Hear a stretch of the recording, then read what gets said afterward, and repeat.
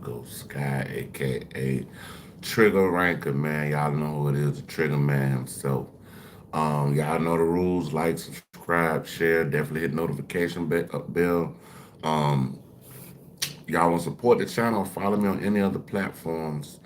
Go to the top of my description of my YouTube, and y'all can do that. So with that being said, oh yeah, y'all hit the hype button, man. I'm talking about hype me up, like hype me up like Flipper T, my nigga. You know what I'm saying? But with that being said, let's get this show on the road.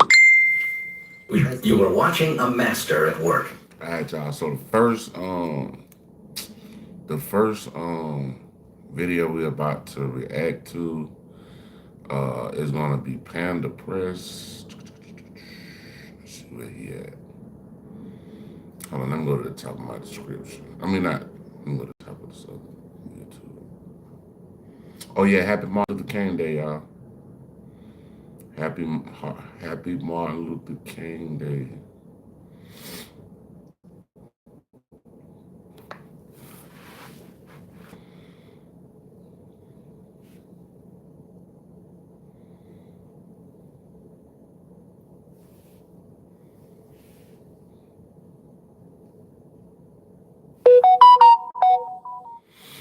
All right, y'all. So this first release we're gonna do is about the rap game and how these females just keep spinning the block on these rappers. Like it's like they move from rapper to rapper. They don't, they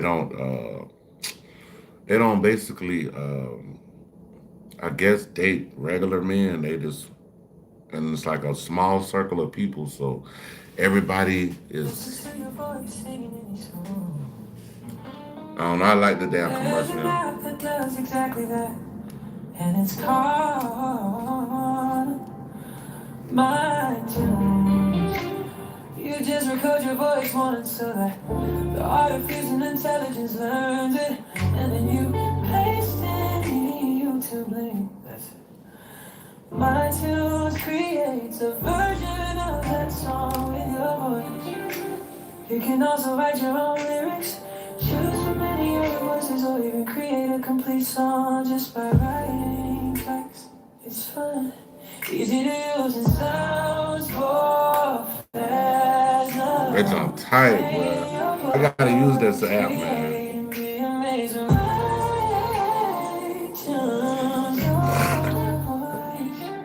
All the songs.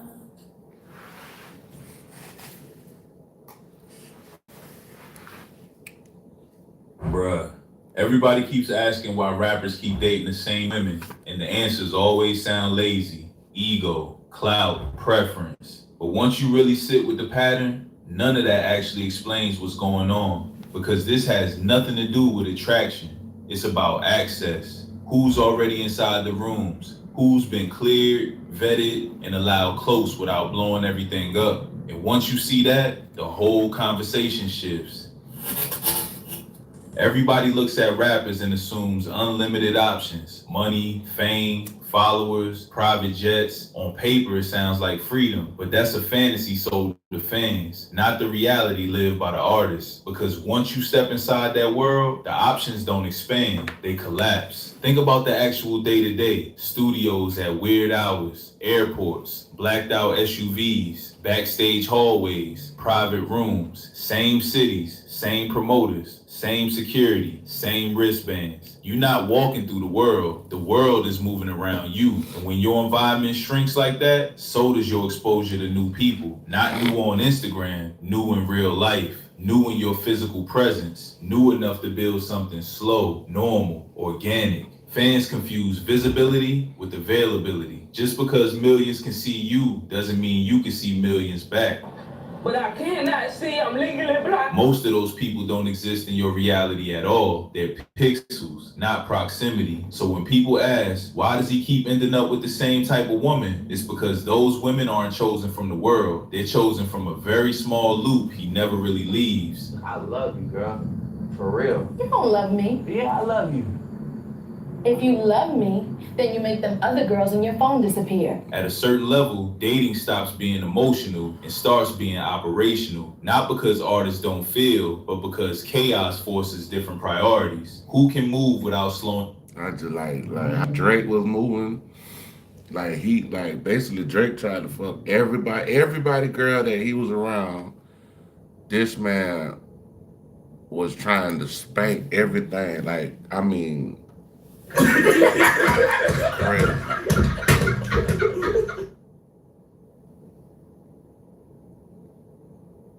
Oh, appreciate it. Thank you. Things down? Who understands disappearing for days? Who doesn't ask questions at the wrong time? Who knows? Where y'all tapping in from? Shout out.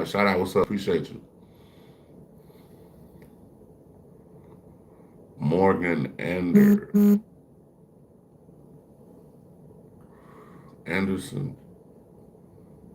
And thank you to Game Banger Tennessee. What's up, Tennessee? Okay, cool. I'm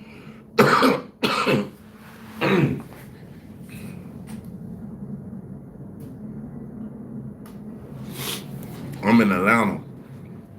When to stay quiet, when to leave, when to fall back. That's not romance talk. That's workflow talk. And once your life... The city was going crazy today. You know, the day was Martin Luther King Day, so it was parties everywhere. People were...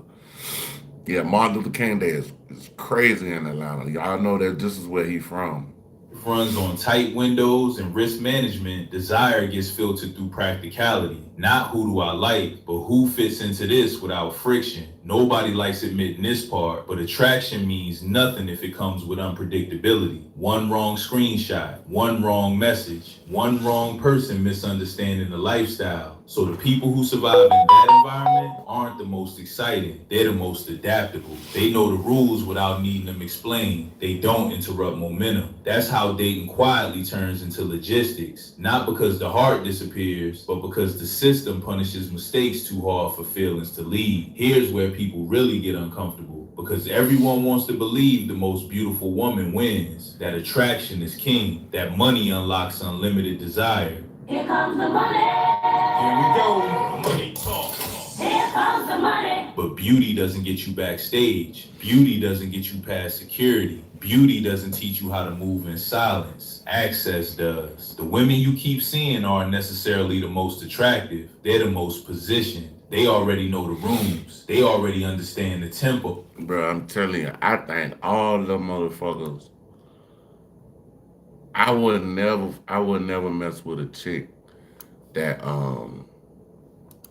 dated a rapper, cause bro, you asking for a clinic visit. That shit gonna be burning. You gonna be out here looking like.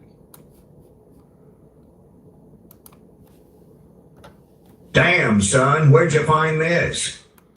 I wish I would date a goddamn somebody who dated a rapper. Not I, said the cat. They already proved they won't blow things up. Once someone demonstrates they can exist inside that world without causing damage, they become safe. And safety is priceless in a high-risk environment. So what looks like repetition from the outside is actually selection bias from the inside. Somebody said, y'all talking about Drewski? How you doing, man? How you doing? You talking about Drewski?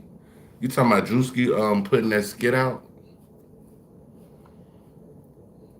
Cause to be honest with you, bro, it's a lot of you talking about Drewski?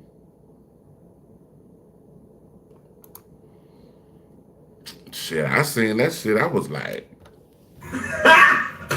Got him! Got him! Not he keeps choosing her, but she keeps being allowed. And once access becomes the real currency, beauty turns into a bonus, not the deciding factor. Here's the part fans never factor in. Most rappers don't control access to themselves the way people think. Security decides who gets close. Managers decide who stays around. Publicists decide who looks safe to be seen with. Before attraction even has a chance to exist, the pool has already been filtered down. backstage lists, approved sections, private rooms. If you're not already cleared, you're not even an option. And this isn't about control for fun, it's about protection. Because at a certain level, one wrong person in the wrong space can cost real money, tours, endorsements, lawsuits, rollouts. So the system does what systems do. It minimizes risk. Okay. That's why the same faces keep reappearing. They already passed the test. They already know how to exist without creating problems. And in a high pressure environment, that matters more than chemistry. So when people Nah, this goddamn this Panda Press, y'all. Y'all check out Panda Press. I fuck with Panda Press.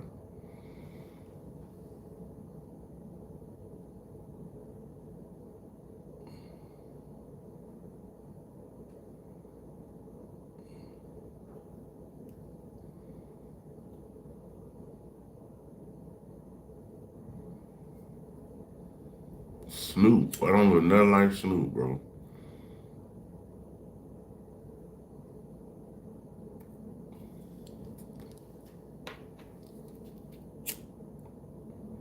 Snoop is literally skin and bones. Hey, Snoop so skinny. Snoop so skinny he could look through a keyhole with both eyes.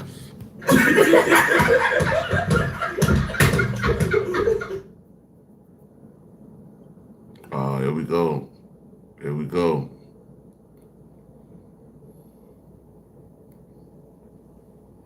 I better hope Granny don't come in. Y'all gonna start disappearing tonight. Y'all gonna fall off. Granny coming in bitch tonight. I feel for you, bro. I'm talking about that shit cute now. It's cute now. But Granny come up in here, boy, your ass gonna have to got the goddamn gold, boy.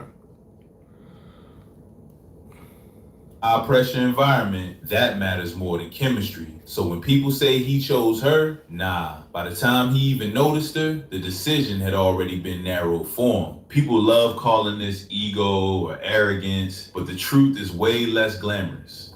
What do you mean? What do you mean by shaking out? What are you doing? What do you mean? It's about damage control. Familiar women come with history, and history means predictability. You know how they move, you know what they won't do, you know what stays off the internet. That matters when one accusation can erase a career, when one leaked message becomes a headline, when one misunderstanding turns into a lawsuit. So familiarity becomes safety, not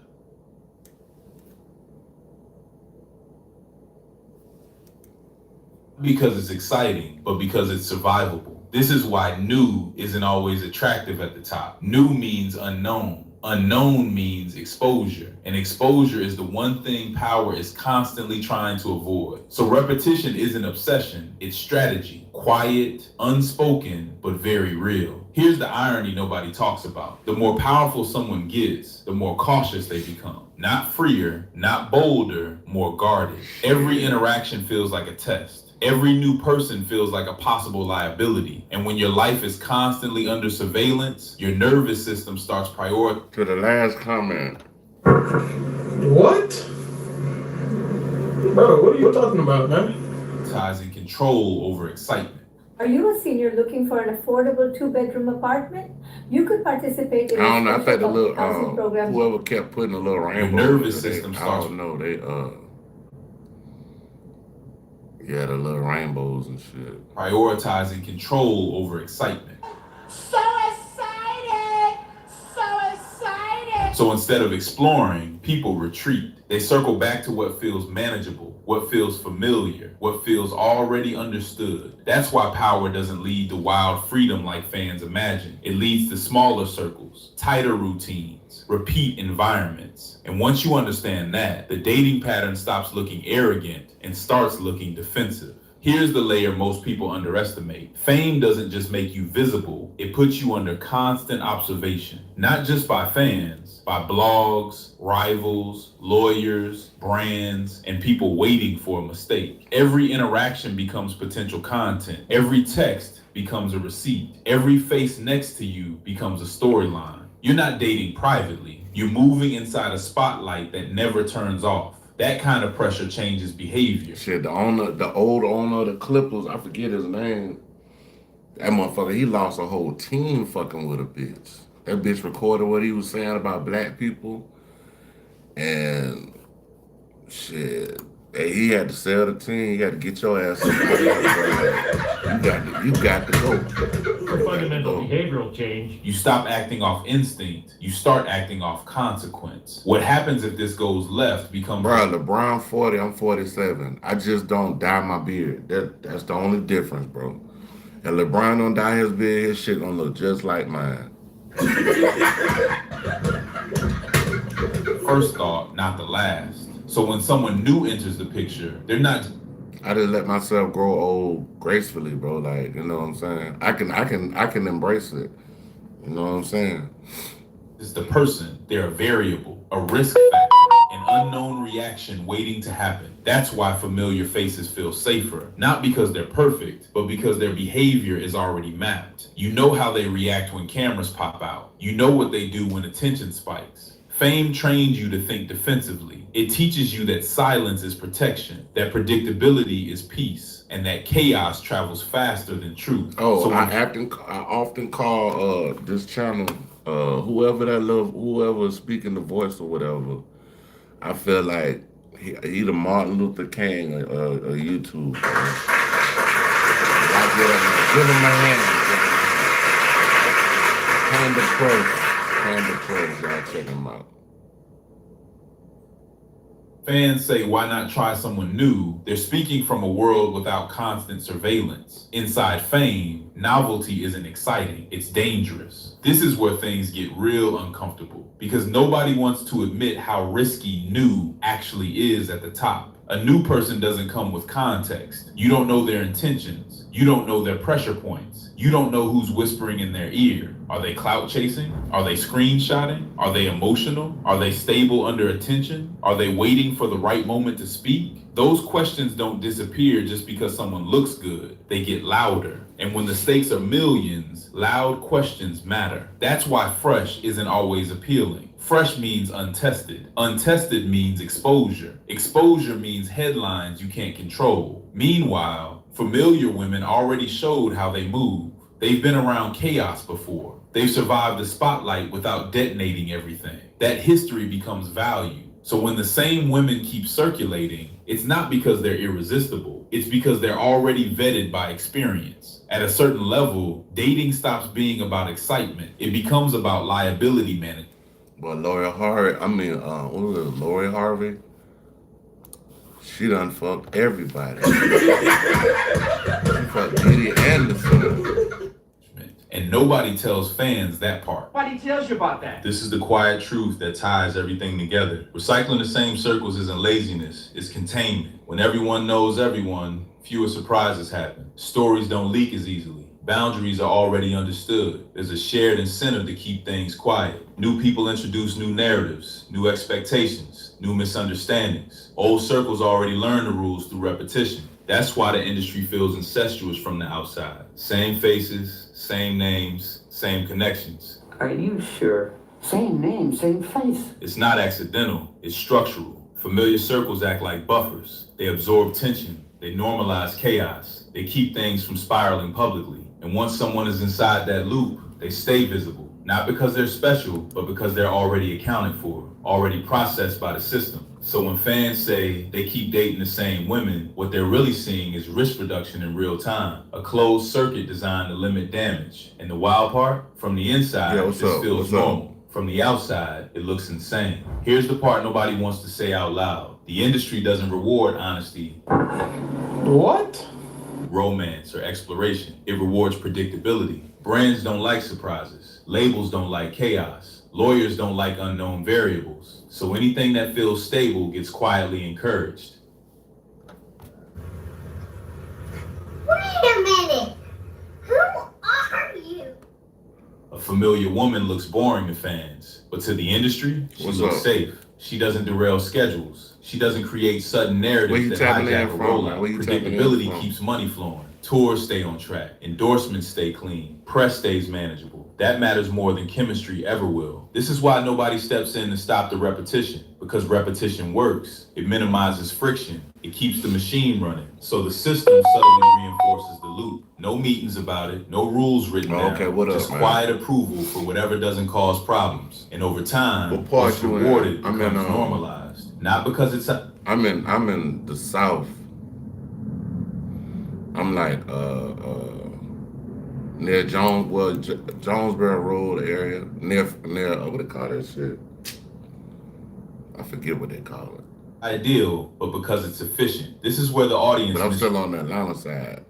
Forest Park, yeah. reads everything. Fans see repetition and assume ego. They think he thinks he's untouchable. He just wants leftovers. He's lazy. But that interpretation comes from the outside, from a world without handlers, like the shirt? contracts, This a jacket? risk assessments. Inside the This a jacket. This a little Mexican man gave me this goddamn jacket. I bought it from him, but I think I gave him like $2 or $3 for that shit. Yeah, but that motherfucker was $5. That bitch was $5. I was like, oh shit, I gotta get that. Little dude, he was pushing a damn cart down the street. And I seen that shit. I was like, hold on, let me see that. I loved that shit. I put that shit on. I was like, put that shit on. God damn it. industry, repetition doesn't signal arrogance. It signals I was on caution. it. Most of these artists are flexible. They're minimizing exposure. They're choosing what Okay. On the line of Alabama and Florida. Okay. I'm from Jacksonville, Florida, so I know what you're talking about with the on the border, cause we on the border of Georgia and Florida. Like I got a crib out there in Jacksonville, and it only gonna take me maybe 20 minutes to get inside of Georgia.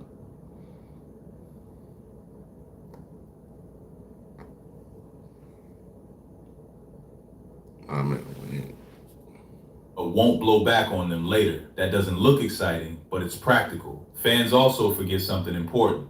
Man over 40 who still doesn't know this? He's clueless to me. I see them waking up wrecked, bloated, drained of energy. How? How? How? I don't know. They only see what's public. They don't see the near misses, the situations that almost turned into disasters. So when people ask, why does this keep happening? What's up? They assume desire is the cause. But desire isn't driving the pattern. Fear is. Fear of losing momentum. Fear of headlines. Fear of one wrong move undoing years of work. That's not arrogance. That's pressure. Here's the final layer that ties everything together. The idea of choice is part of the performance. Fans are sold a fantasy where fame equals freedom, where money unlocks infinite options, where power means you can do whatever you want. That story keeps people watching. But behind the scenes, niggas is getting knocked off out here. Look at all these rappers dying and going to jail, bro. Like, a lot of rappers done got killed out here. Choice is heavily managed, filtered, approved, guided by incentives nobody sees. What looks like personal preference is often systemic permission. Who's allowed close? Who's already vetted? Who won't cost more than they bring? So when the same women keep appearing, it's not because everyone suddenly wants the same thing. It's because the system keeps presenting the same options. That's the part fans aren't meant to notice. Because once you see that choice is curated, the myth of freedom starts to fall apart. And that's uncomfortable. That was... Come on, man. So R.I.P. Soldier Slim, man. For real. That shit crazy, man. Soldier Slim, Nipsey Hussle,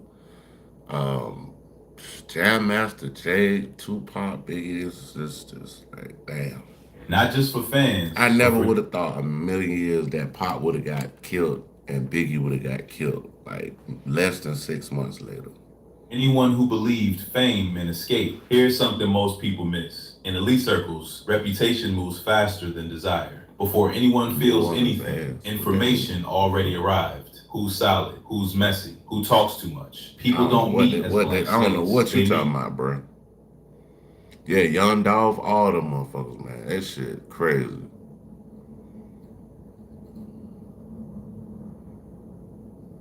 They said they was behind both of the killings. with context already attached. Whispers from managers, comments from security, side conversations you never hear. So when a woman is already known in those circles, she doesn't need to prove herself every time. Her reputation already walked in the room before she did. That alone gives her an advantage over someone new. Attraction is emotional. Reputation is structural, and structure always wins in high-stakes environments. That's why familiar names keep resurfacing. Not because everyone suddenly wants them, but because their reputation already passed through the network. This part gets ignored completely. Organic relationships take time, slow conversations, normal days, unplanned moments. That lifestyle doesn't exist at the top. Everything is scheduled. Everything is... Hey y'all, happy Martin Luther King Day, man. I'm talking about happy Martin Luther King Day.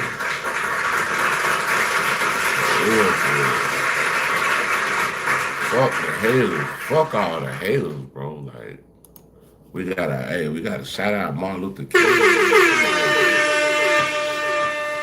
Everybody put an MLK in the chat. Rushed. Everything is temporary. So building something new from scratch becomes almost impossible. It is absolutely impossible. There's no space to grow into someone, no room to misunderstand and recover quickly. Mistakes happen publicly. That's why pre-existing familiarity matters so much. It skips steps, it compresses time, it removes the awkward learning phase. In a world where tomorrow is already booked, people don't choose who they could build with. They choose who already fits right now, and that naturally leads to repetition. Here's the twist nobody expects. Fans actually help keep this cycle alive. Every time the same names trend, every time blogs repost the same faces, every time social media explodes over familiar pairings, visibility gets rewarded. The algorithm doesn't care about originality.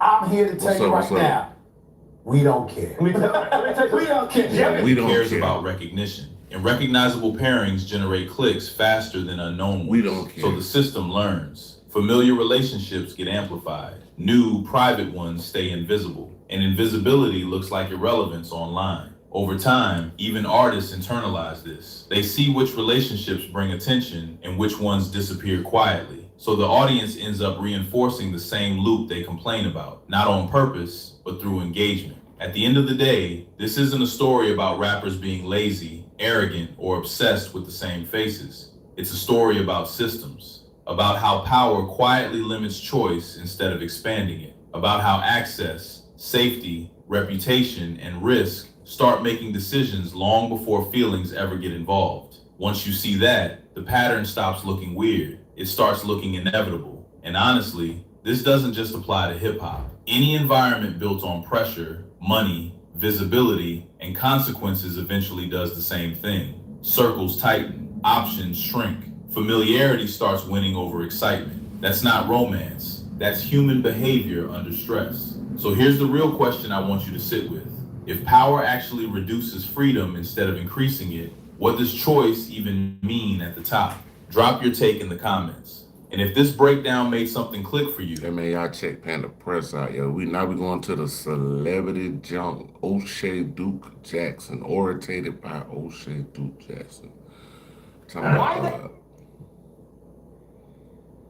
Jason Whitlock and Nobody talking about how they just removed this Simpson episode. Watch this clip very carefully. Helen, you promised cheap car insurance. Due to people ditching their car insurance en masse, we have mandated all the state's police to tell all citizens the secret to buy cheap car insurance. Anton put a clown suit on Corey Holcomb. Everybody has been making videos about the Corey Holcomb versus Anton Daniels situation. I'm very interested when Black conservatives weigh in on a situation like this because it's important. And there was a Black conservative who weighed in on the fiasco. Jason Whitlock.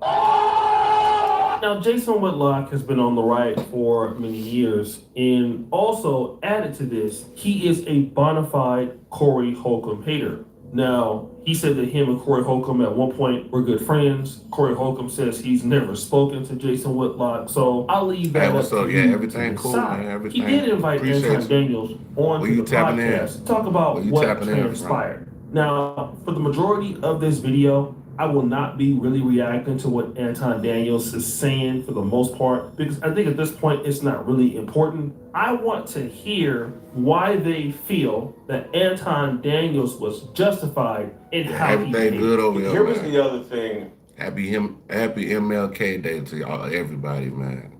I found interesting, why I find this important. He was a good man. This was important. And I know it was ghetto, and I know it was profane, and all of that, but someone had to go into that arena. I thought they was going to, someone please call 911. I thought they was going to call 911. I thought Corey Holcomb was going to put them lumps up that side of that boy's head. I was like, God damn. Because if he would have swung, he would have lost a little grip. And it already happened on his show. He didn't get to fighting, but Alonzo and Aries Spears. That mentality. Now, this was important for me because Jason Whitlock is telling Anton Daniels that, listen, the situation that you had with Corey Holcomb, it was ghetto and it was hood. It was, very terrible, but somebody had to go and deal with that mentality. And he even phrases the mentality as a prison mentality. Somebody has to go in and deal with it. In other words, it's not going to be me, so it needs to be somebody else. Anton Daniels is there agreeing with the statement. My response to Jason Whitlock is, what is the result of going in and dealing with somebody with a so-called prison mentality? He's right, What is the outcome? Number one, Corey Holcomb will not change his position. He has had this position you can't teach an old dog new tricks. Corey Holcomb is old school. I remember the first time I ever seen Corey Holcomb, he was on the Jerry Springer show. Y'all don't believe me? Just look it up right now. Look up Corey Holcomb on Jerry Springer. That's the first time I ever seen this dude. Prison mentality is not going to be changed. And if it is going to be changed, it is not going to be changed with the same level of wrath or tenacity that Anton Daniels is bringing towards it. If anything, it will make things worse. Corey Holcomb, or a person like that, is not going to see like, oh, okay, well, Anton Daniels is also going to get turned up like me in his position, so nothing will happen. In fact, the opposite happened. Anton Daniels ended up leaving that particular podcast. He got up and left. He walked out. Why did he walk out? I feel like he walked out because he thought that he wasn't getting anywhere. And this is the whole situation that Jason Whitlock is not explaining. It doesn't make sense what he's talking about. A person that has a prison mentality, go in and deal with it, okay? You just don't like Corey Holcomb, or you don't like people who think like Corey Holcomb, and that's fine. I can understand that anybody could feel how they want to feel. But to go in and deal with the mentality that you don't like, it doesn't produce any result. You should only go in and deal with the mentality if it produces a desired outcome.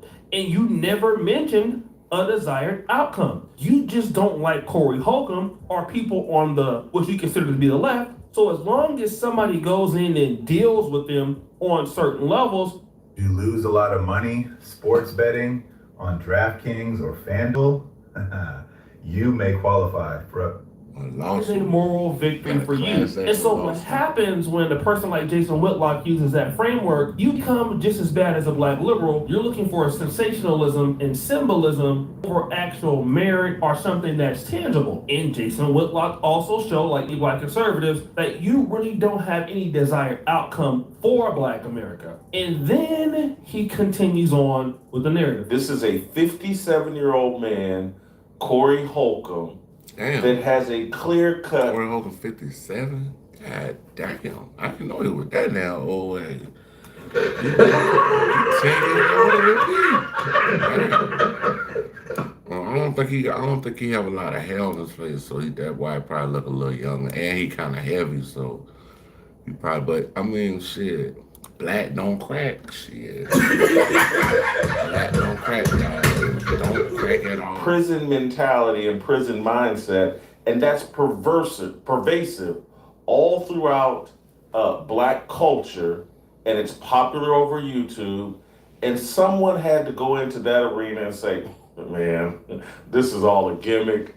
This is someone intellectually limited who's not nearly as tough as he thinks he is. He talks about the age of Corey Holcomb, and he continues on to the mindset issue. He talks about Corey Holcomb and the people who are like him, that this mentality is pervasive in black culture and popular that Corey Holcomb is not as tough as he appears to be and intellectually limited. Let's say you're correct in your assessment. Let's assume that Corey Holcomb is intellectually limited. Let's take your word for it, okay? I'm not saying that he is, but let's just say what Jason Whitlock is positioning here is correct. Then what does it prove for Anton Daniels to be a black conservative, a man who says he understands a higher way, a different way of doing things? He goes into an environment that is toxic, that is pervasive in a negative way to the black community. That means it spreads. And then you prove that this person is intellectually limited and not tough. Well, then again, what is the goal for Black America?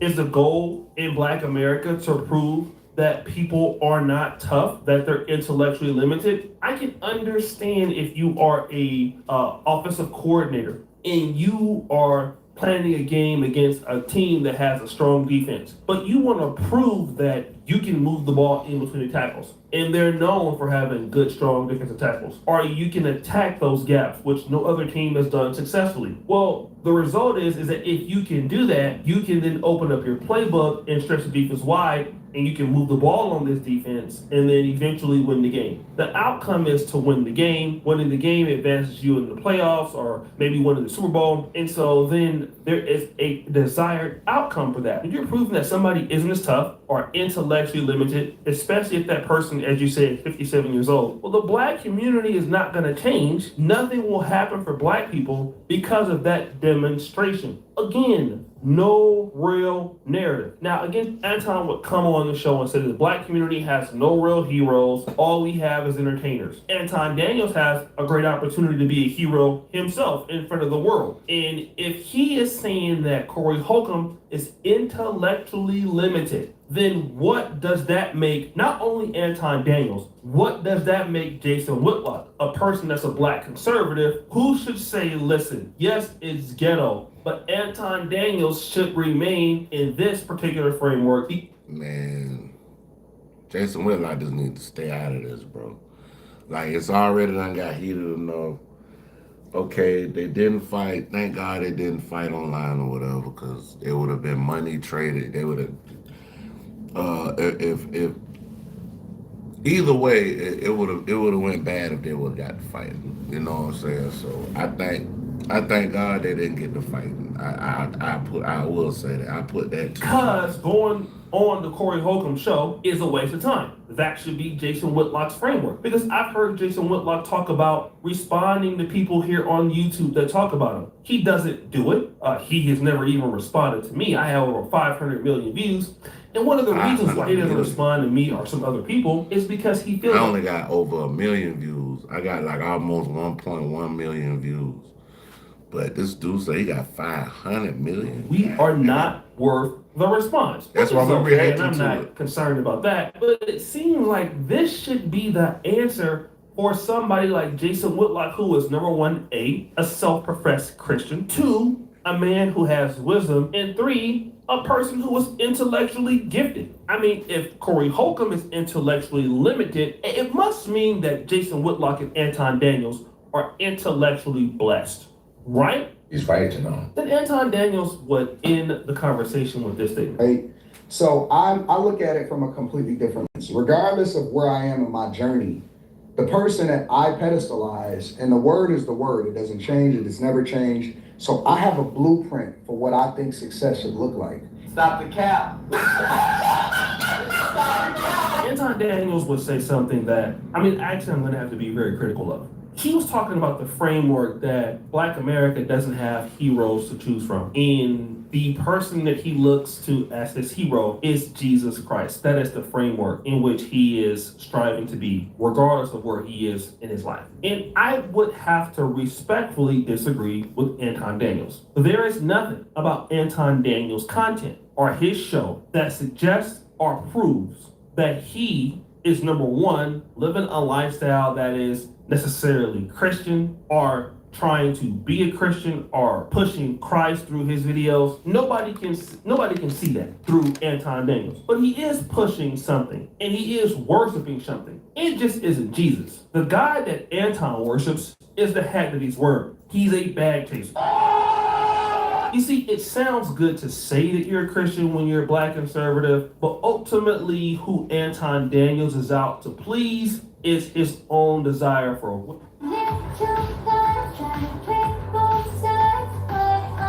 You won't believe what AI can do. It can create a music video with your face and voice from just That's crazy. opulence, going around saying that he's rich, and then behaving in the same way that he's always behaving. He's not handling things in a Christian manner. So you seen me in Atlanta today? Where you seen me at? He's never really handled things, on a Christian manner. And again, me neither on the platform, but I'm not the one saying that my motto here is Jesus Christ. I mean, I do believe in Jesus, and but I'm not one here talking about, that is my actual role model day in and day out, because I'd be lying if I'm saying that, right? I won't even say that because it should be, but it's not, okay? Right now in my life. Hey, where you seen me But at, bro? Anton Daniels is making that statement, and we cannot see that. Many people cannot see that from Anton. The way that Anton moves around, we cannot look at him as a man who says he goes to church, who's a Christian, and behaves as a Christian. Nobody can buy it that dog will not hunt. And many conservatives use that to sound good. Charlie Kirk uses it. Donald Trump uses it. Jason Whitlock uses it. And there's nothing Christ-like because It wasn't me, bro. It probably was somebody else. Yeah, I wasn't even on Peachtree today. I was on Peachtree yesterday, and day before, I worked down there. I worked right at 5 Points. if he was a Christian, when Corey Holcomb was responding in the way that he was, we would have saw a meek, a humble spirit come out of Anton Daniels. And if you're telling me that he has no ability to... I said a meek and humble spirit. Humble. Not a humble.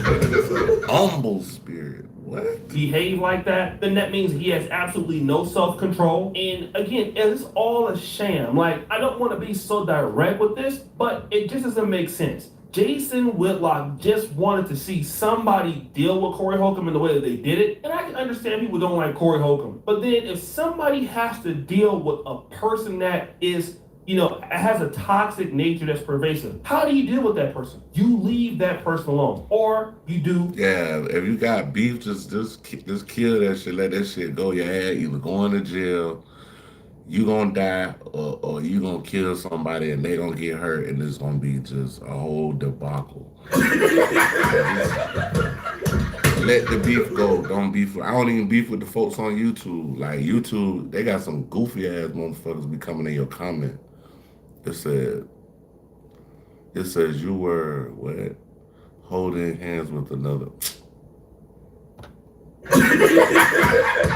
Man, stop it, bro. Cut it out, bro. Watch out, bro. Watch out, bro. What number two is, you give an alternative system. The alternative system is matter of something fact, that bro, black you got conservatives should be I need Granny in here The tonight, black but conservatives she'll want to get on bash your black ass, people and bitch. make money Fuck while on my doing it. motherfucking But the page. black conservatives don't build an alternative Yeah, go hug your mama's shadow for 86,000 seconds and come back and see if you system can come back that with black some real people shit, can bro. benefit from. They can tell you about everything that's going wrong in black America, how terrible it is, how bad it is, how you don't have this and that. And they can get paid while doing it. And yeah, we understand this is going on. But the black conservatives' job is to build an alternative system to make things better for the community that they are trying to conserve. But they're just black while being conservative. They don't really care about the outcomes of black people, of black Americans, or anything like that. They're just there to be very critical about the situation. And then so when they give suggestions, there is never any framework that benefits a desired outcome for black people. Jason Whitlock has no desired outcome except for pleasing his white bosses over at Blaze. In my honest opinion, Anton Daniels doesn't have a desired outcome. He is more concerned with his own opulence and wealth. And these are people who are not necessarily black conservatives, they're just black, and they just happen to be conservatives.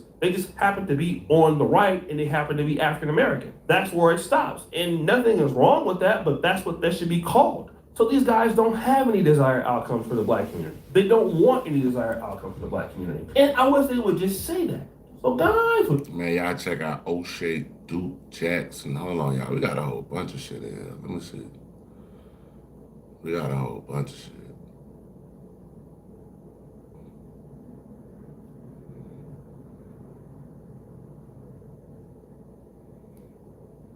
Hold on.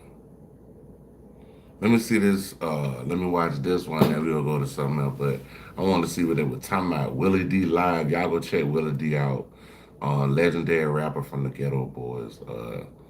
He been strong on this YouTube for a good little minute. But this video right here is about Nicki Minaj, Nukes, Don Lemon. His clapback humbled her. Let's see what's going on. This will make new hair grow where you don't have hair. Don't use too much because it will grow too much. This shampoo contains 100... I need to put some of that shit on my... I need to shampoo my beard with that. So I can have that. I'm gonna have that duck... I'm gonna have that Duck Dynasty. Duck Dynasty beard. Willie D live.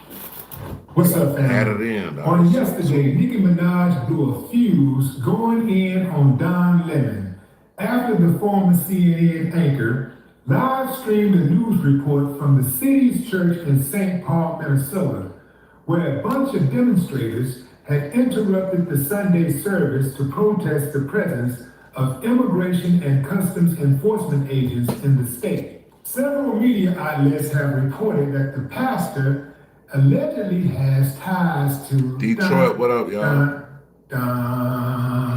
What up, Detroit? Salute Detroit, everybody. You know what I'm saying? Appreciate you for tapping in a bit, dog.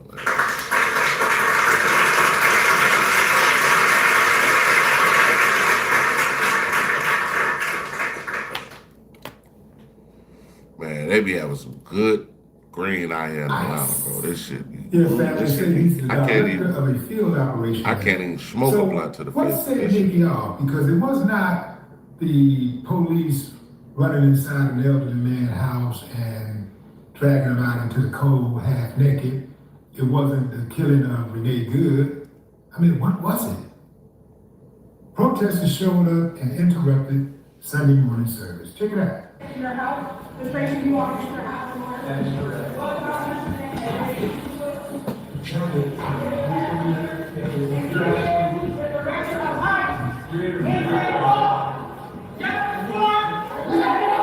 Damn, they went up in the church house with that protest. This is crazy.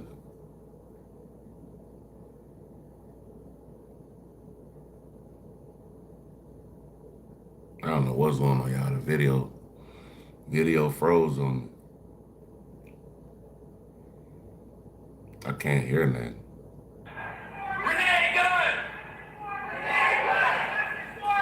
Why is it not playing from the speaker? Hold on, y'all.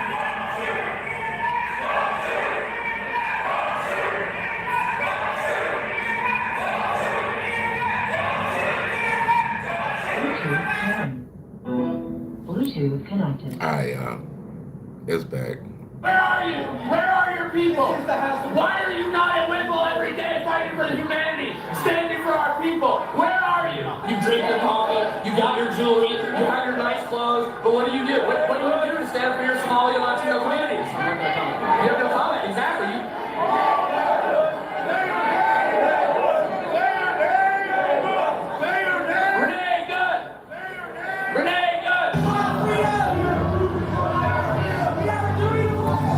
That lady, I mean, she's like the hottest topic in politics right now, Renee Good, and she's no longer with us. That's crazy.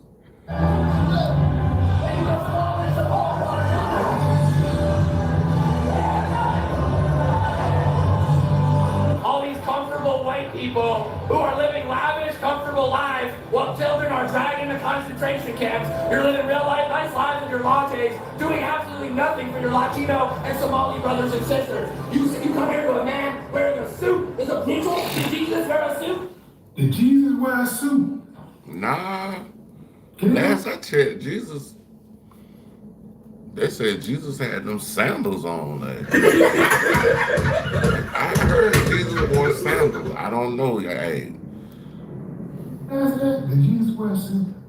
You know what I like? I like. they say he wore a white robe. They went in there and they called the parishioners out.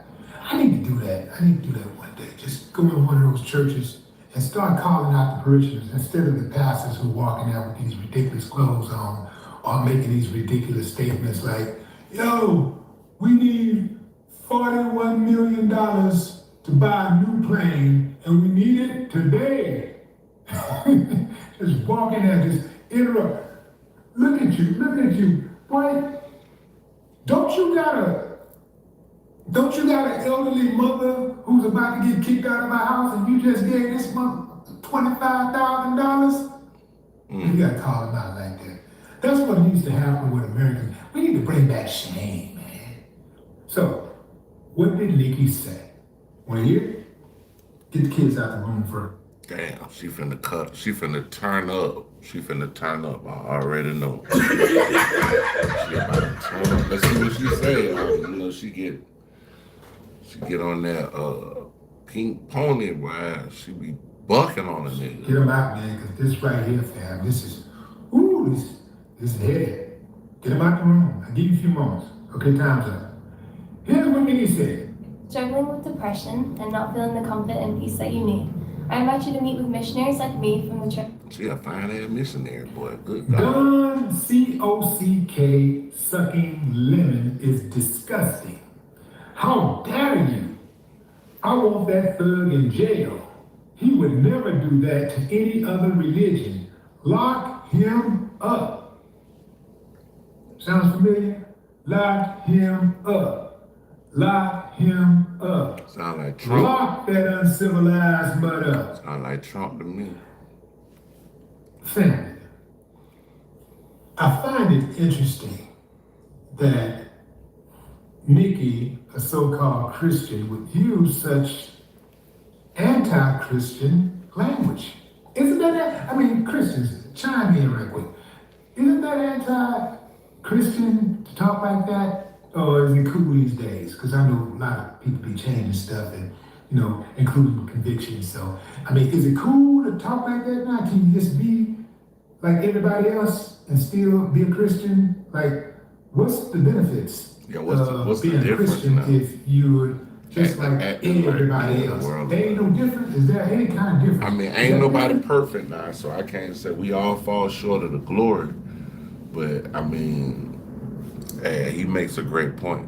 The way that you behave, the way that you conduct yourself, you know, shouldn't that be like a little difference? I mean, like some type of difference that make me. So I'm a regular person. I'm a street dude. I'm secular, right? Y'all call it secular. So shouldn't y'all have something for me, you know, to bring me on board? Like if you want to convince me that being a Christian is the way, it's the light, it's the way to, if you want to get to heaven, you want to see God someday, you should try to convince me that you got something better on that side. It's something better, right? On that side. I gotta be able to see it. It's gotta be tangible, right? Well, not necessarily tangible. It has to be at least something that I can look at and say, yo, man, they got a different light over there, you know. They seem to have good energy, you know. They seem to be positive and optimistic, you know, and you know, it seems to me that their families even their families are cohesive, you know.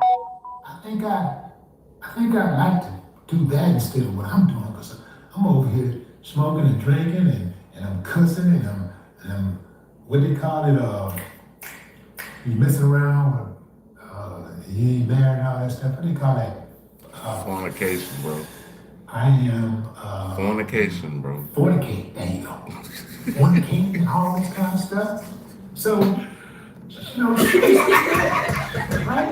You can't be doing the same thing everybody else do, and then claim Christian and think you're gonna get respect with it. You can claim it, but that don't mean somebody's gonna respect it, right?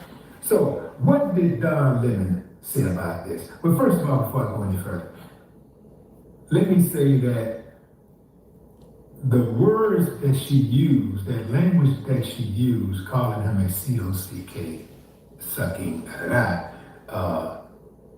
there were certain people that took additional exception to her language because Don Lemon is gay and he's married to a real estate agent. He got married in 2024. So, you know, there are some people, especially those in the LGBTQ community, who are especially upset with Nikki. And, you know, Nikki has a huge LGBTQ following. Yeah, that's where most of her money comes from. Draw a line in the sand right there and say, you can't get our money and rock with us and get our support, and at the same time, try to, you know, throw the slick jabs at us, you know. I wonder how they feel about that. Okay, I guess they'll let you know. Okay, anyway, after she said what she said, this is what Don Lemon had to say. Oh shit. Don Lemon. Hold on. Oh shit.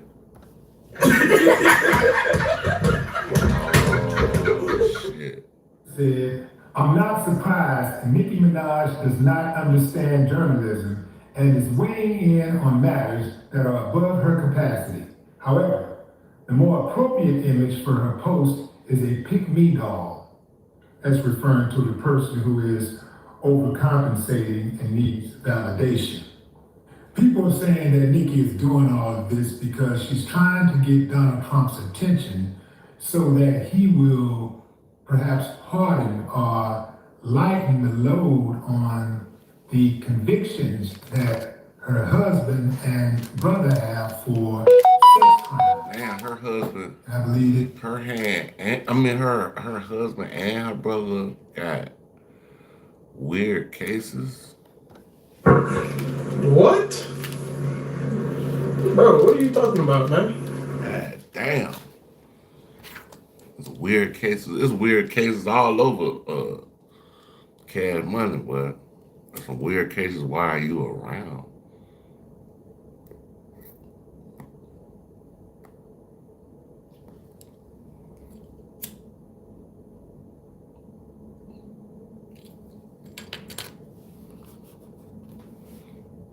Saying that the brother, at least, has been accused of insane a child. Yeah. And so, I don't know, fam. She's really trying to get his attention. She is trying to get his attention, though, because she's even typing like him. If you look at her message, it's an all cap. This whole idea of saving Christians, I'm not buying.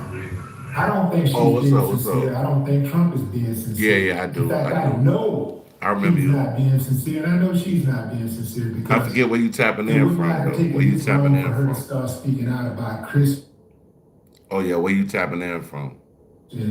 Around the world being targeted, or Christians being targeted right here in the U.S. It would not have taken that long. She just started talking like this. She just started talking about Christians this, Christians that. And that is because she knows that's a talking point. That's a talking point of Donald Trump's. So, you know, perhaps this is some type of effort for her to bond with Trump. You know, find at least one thing that they have in common. Oh, they both purport to love. Oh man, Christians. This is crazy. And from what I understand, Donald Trump is not even a Christian. In fact, I don't even think he believes in God. Damn. Brother say he don't even think he believes in God. God. You crazy. You gotta be crazy. You gotta be crazy not to believe in God, bro. Know one thing about it is that his actions are damn sure not godly. So yeah, I'm not believing that. And another thing is this: there is not an assault on Christians going on around the world. Christians are not being targeted.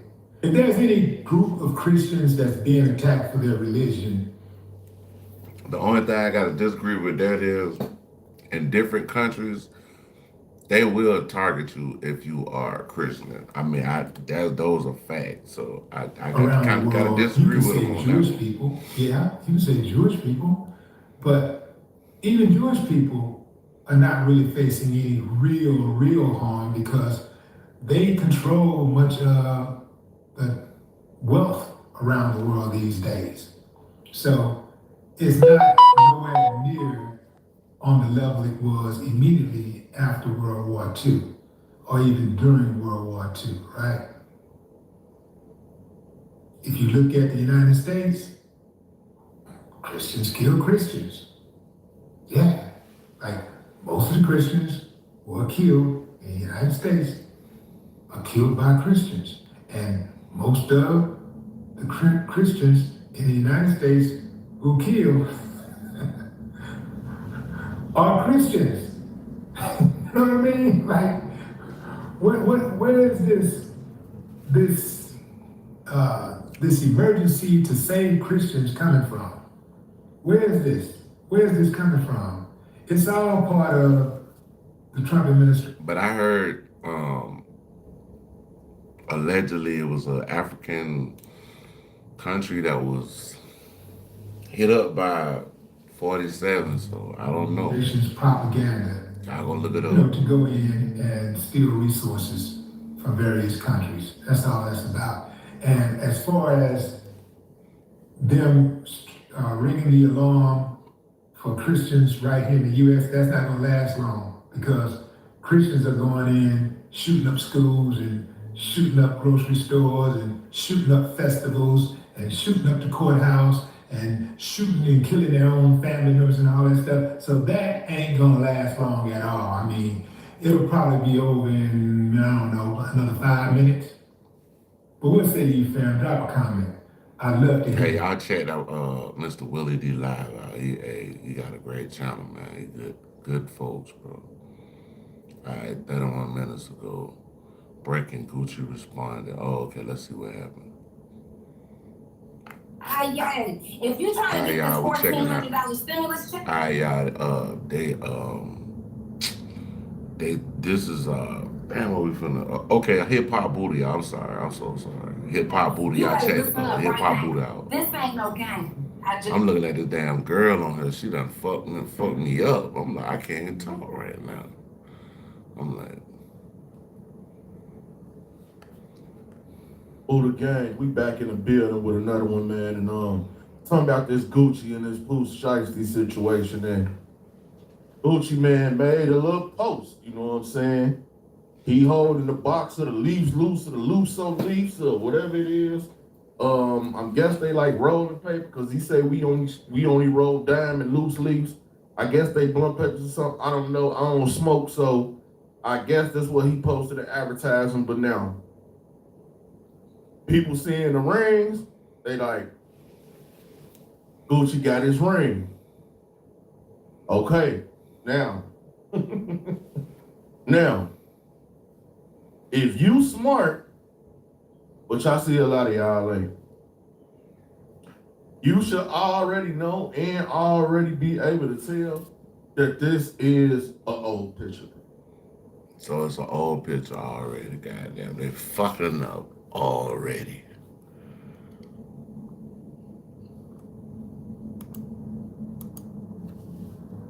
He's right, you know. This is not a new picture. This is an old picture. This ain't even the kit Goo-Wop wearing right now. This the old kit, the ice dead and all that. That's old. What a watch at? I see the ring, but other than that, I don't see the watch, and that's old. He posted this picture, and they like, oh, he posted a picture with the ring. He's showing y'all he ain't got rock. The picture is old, man. The man sitting up here with the 1993 Gucci get up on. Look, Gucci, let me tell you something, man. Truth Part 2.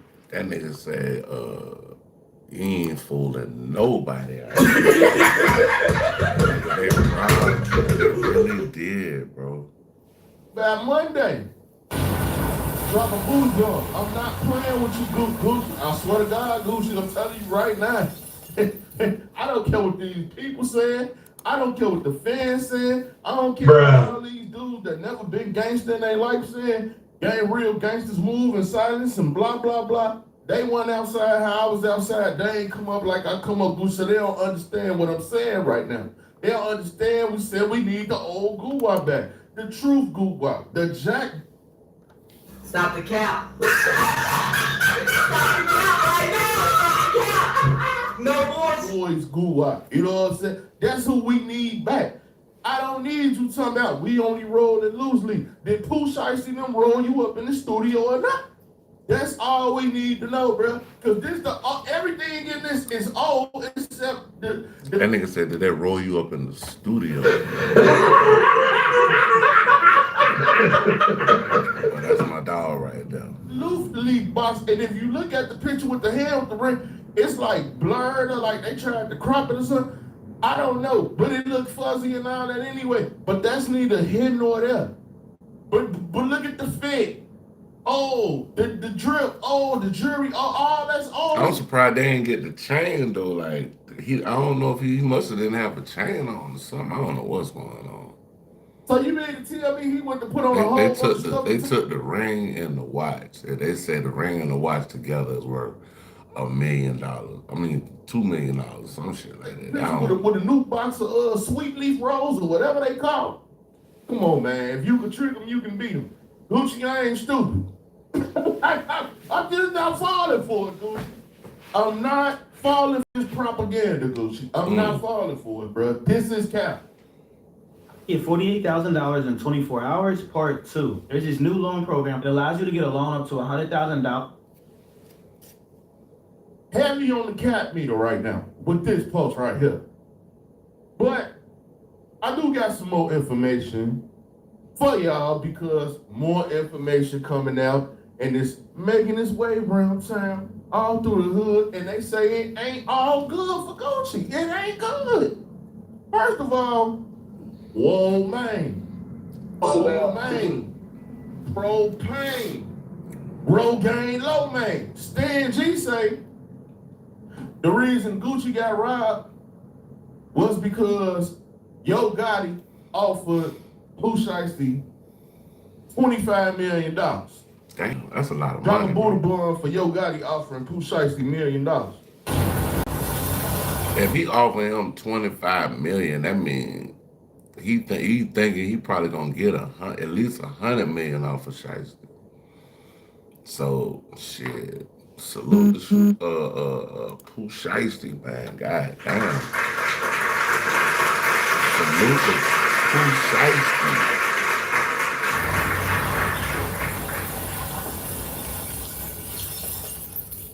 We know Pooh Shiesty ain't worth no damn $25 million. That's what I was saying. What's I'm going like on? $25 million. God damn, like salute to you. That's NFL money, nigga. That shit.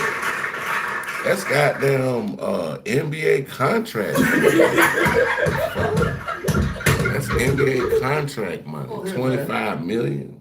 We know Yo Gotti ain't finna give Pooh Shiesty $25 million, man. We know that ain't happening. So what's really going on? Now I'm gonna let y'all hear what Stan G had to say, man.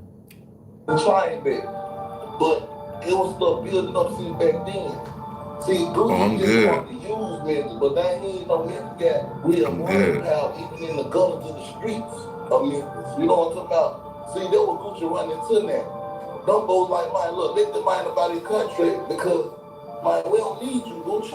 Gucci no Shiesty don't need him. And got up in these folks' drugs. Man, man, we can chop up to 25 million this way. They looking at like, come on, man, Gucci ain't trying to give us number 1-2 million, man. That ain't nothing for Shiesty. No, we ain't groupies. You know what I'm talking about? Like, we ain't starstruck. And that what Gucci messed up with because he thinking folks supposed to be starstruck like when he was the old Gucci. He was signing boy, nothing had a boy running around doing everything town to town for nothing. And that's why I guess Gucci, the artists wasn't happy. And I know Pooh Shiesty was upset after what his name, Big Scar got killed. They was real close. And the craziest thing about that was it was like they say Gucci sent them like 10 or 20 bands for the funeral, but he wanted the chains back and all the 10, 17. So icy chain. And people say he using man, because he even used dog to keep his wave going. To keep his wave going. Yeah, that was Gucci though. And that's why people like Gucci don't even know Gucci. Be the OG double D. Gucci was rocking with OG double D. And then come to find out Gucci was mad about a small situation. They ended up making it a tall situation. Be the OG double D, man. See, it's stuff like this going on in the game. It trickled down to him getting robbed out in LA. And then after he get robbed. But they did have a mixtape together, Future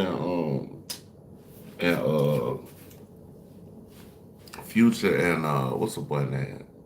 Oh, Gucci. They had a mixtape together. Y'all gotta listen to that Stevie Wonder. That Stevie Wonder hard as hell. Black shades on. I'm like Stevie Wonder. Stevie Wonder. That shit hard. Future and Gucci man. But law enforcement got intertwined back into that situation. Gucci mine.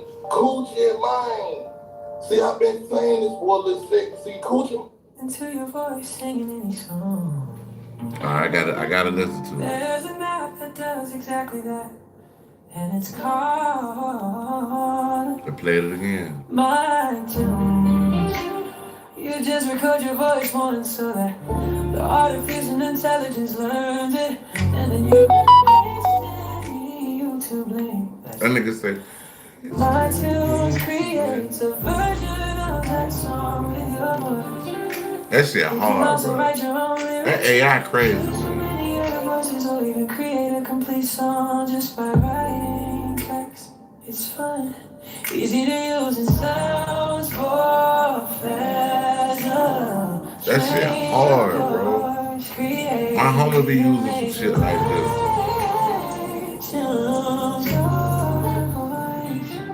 All the songs. Damn, that shit hard. I mean, you get somebody 2,500 in Memphis, they'll do something. But you give them a $250,000, don't say $2 million, things get handled in all types of ways. They pull up on Goose and take his ring, watches, man, they ain't not worth a good 4, 5, 6 million, and let him tell it. You know what I'm talking about? So y'all, you don't let us have this situation. We don't get in on this situation. But Shiesty end up getting intertwined in it in some type of way. Because see, the feds watching everything. And the feds on here right now. The feds might be on here right now, my nigga, with us. You know what I'm talking about? They watch everything.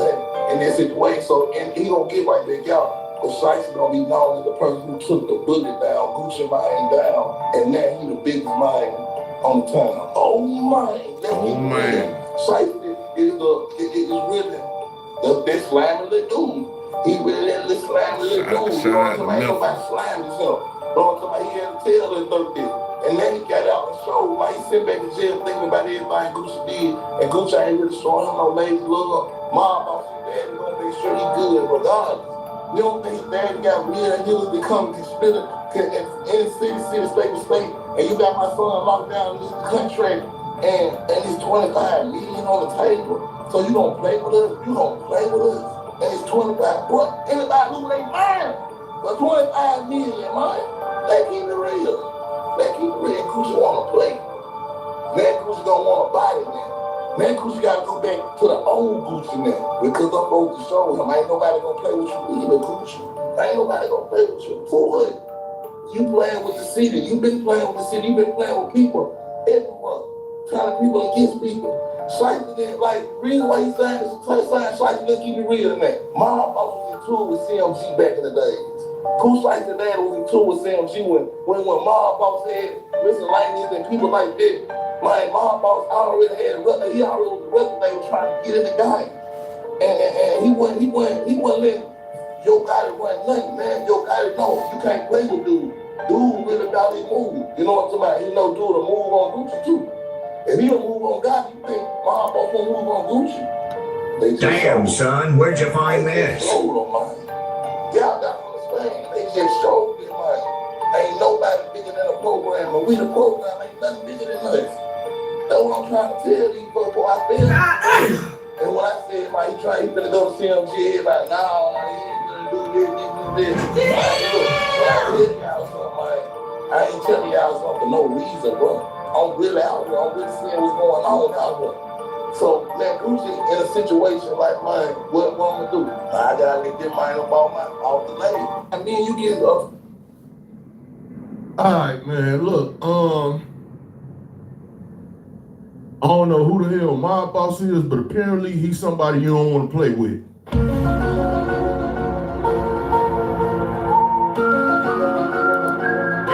I believe that because Mr. Mob Boss, I'm guessing that's supposed to be Pooh Shiesty Daddy.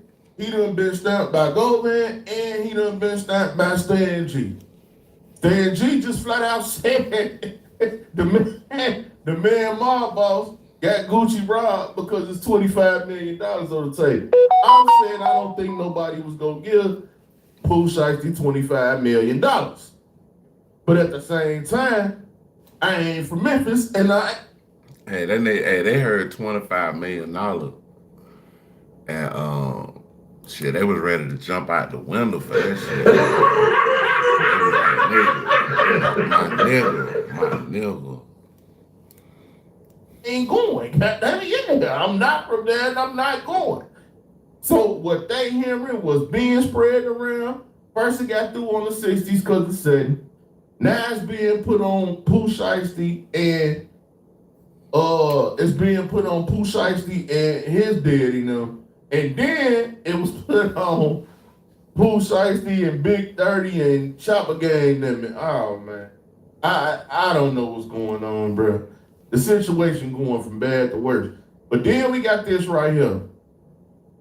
An Atlanta insider, Go ATL, is now claiming she knows what really happens between Gucci Mane and Pooh Shiesty after several reports and rumors started spreading online. According to her, Gucci and Pooh Shiesty allegedly met strictly on business to discuss potential future projects. She claimed the meeting was not supposed to be a street situation, which is why Gucci reportedly did not pull up with heavy security or street associates. And the nature of the sit-down allegedly made him vulnerable.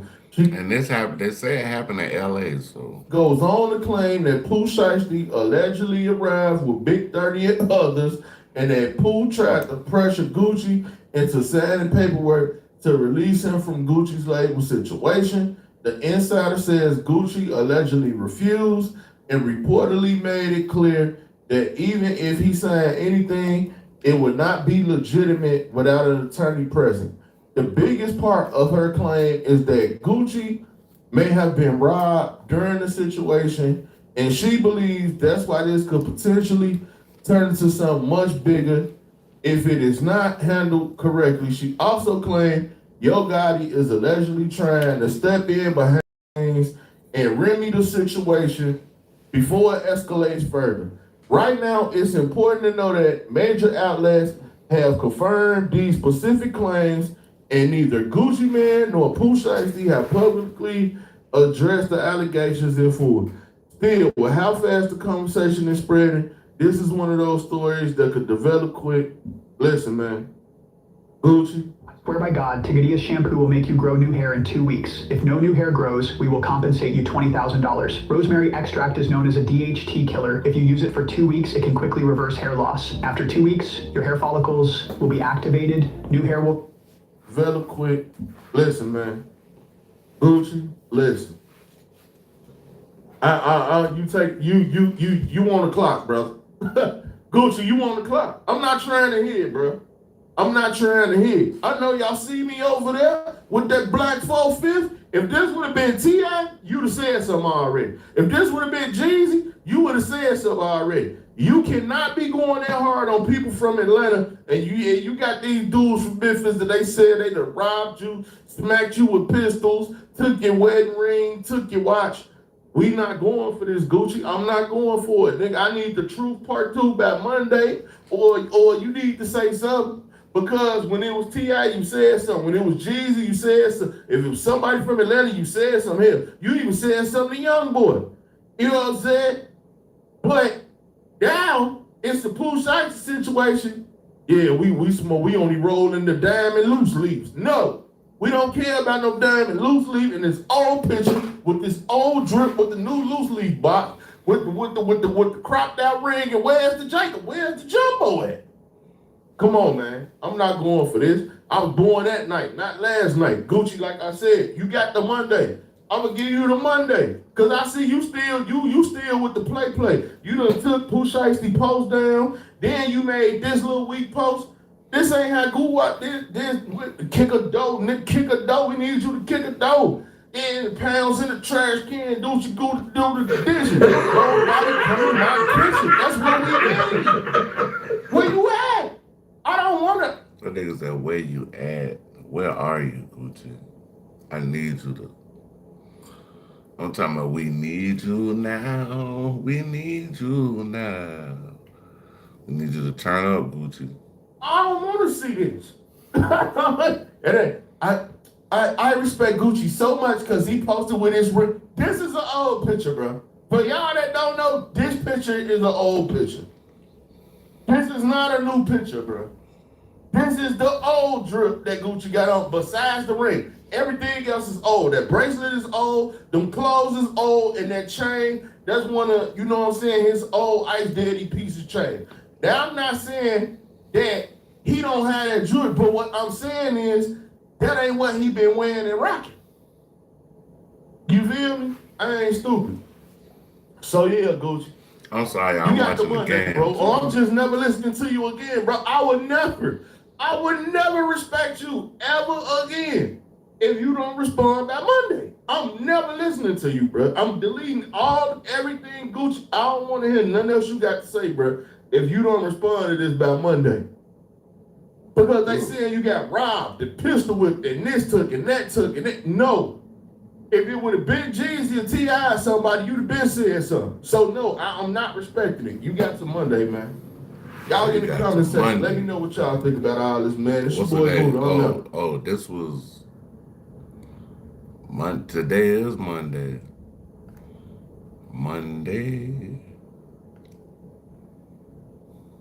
Let's say Pooh Shiesty and DJ Drama. Hey, y'all, we going to Poetic Flacco, y'all. Y'all gotta check out Poetic Flacco. You gotta pay the rent debt today or I'll evict you. I promise, I'll pay. That's what we reacted to, Poetic Flacco. They're saying something about Gucci. The rumors that gang members on behalf of Pooh Shiesty kidnapped Gucci Mane, robbed him, and then forced him to sign and release Pooh Shiesty out of his record deal is getting worse for Gucci, right? The rumors are heating up. We'll get back to the video shortly, but this video is sponsored by Kalshi. Kalshi is a prediction app where you could place predictions on anything, including weather, football games. Gucci Mane, LaFleur, you want to sign 100 from Memphis, Tennessee to try to antagonize God all because he your wife. Then you dropped them little niggas and kept Pooh and not got it and took Pooh Shiesty from you. How I feel to have Memphis nigga, man, take your wife and your #1 artist. You gotta tighten up, Gucci. All that goofy shit you were doing. Signed 100 niggas from Memphis, Tennessee, you ain't never heard the mixtape. Just signed a nigga trying to antagonize the nigga.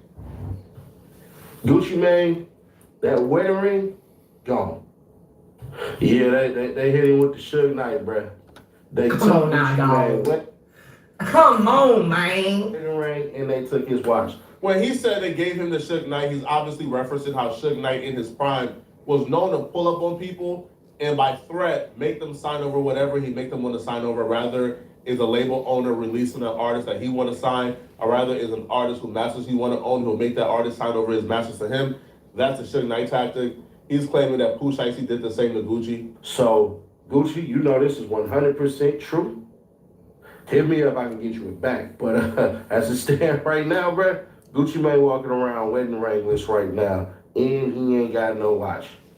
I'm not gonna say who robbed him. Pooh Shiesty was not Wedding Wranglers. Come on now, dog. Come on, man. Wedding Wranglers.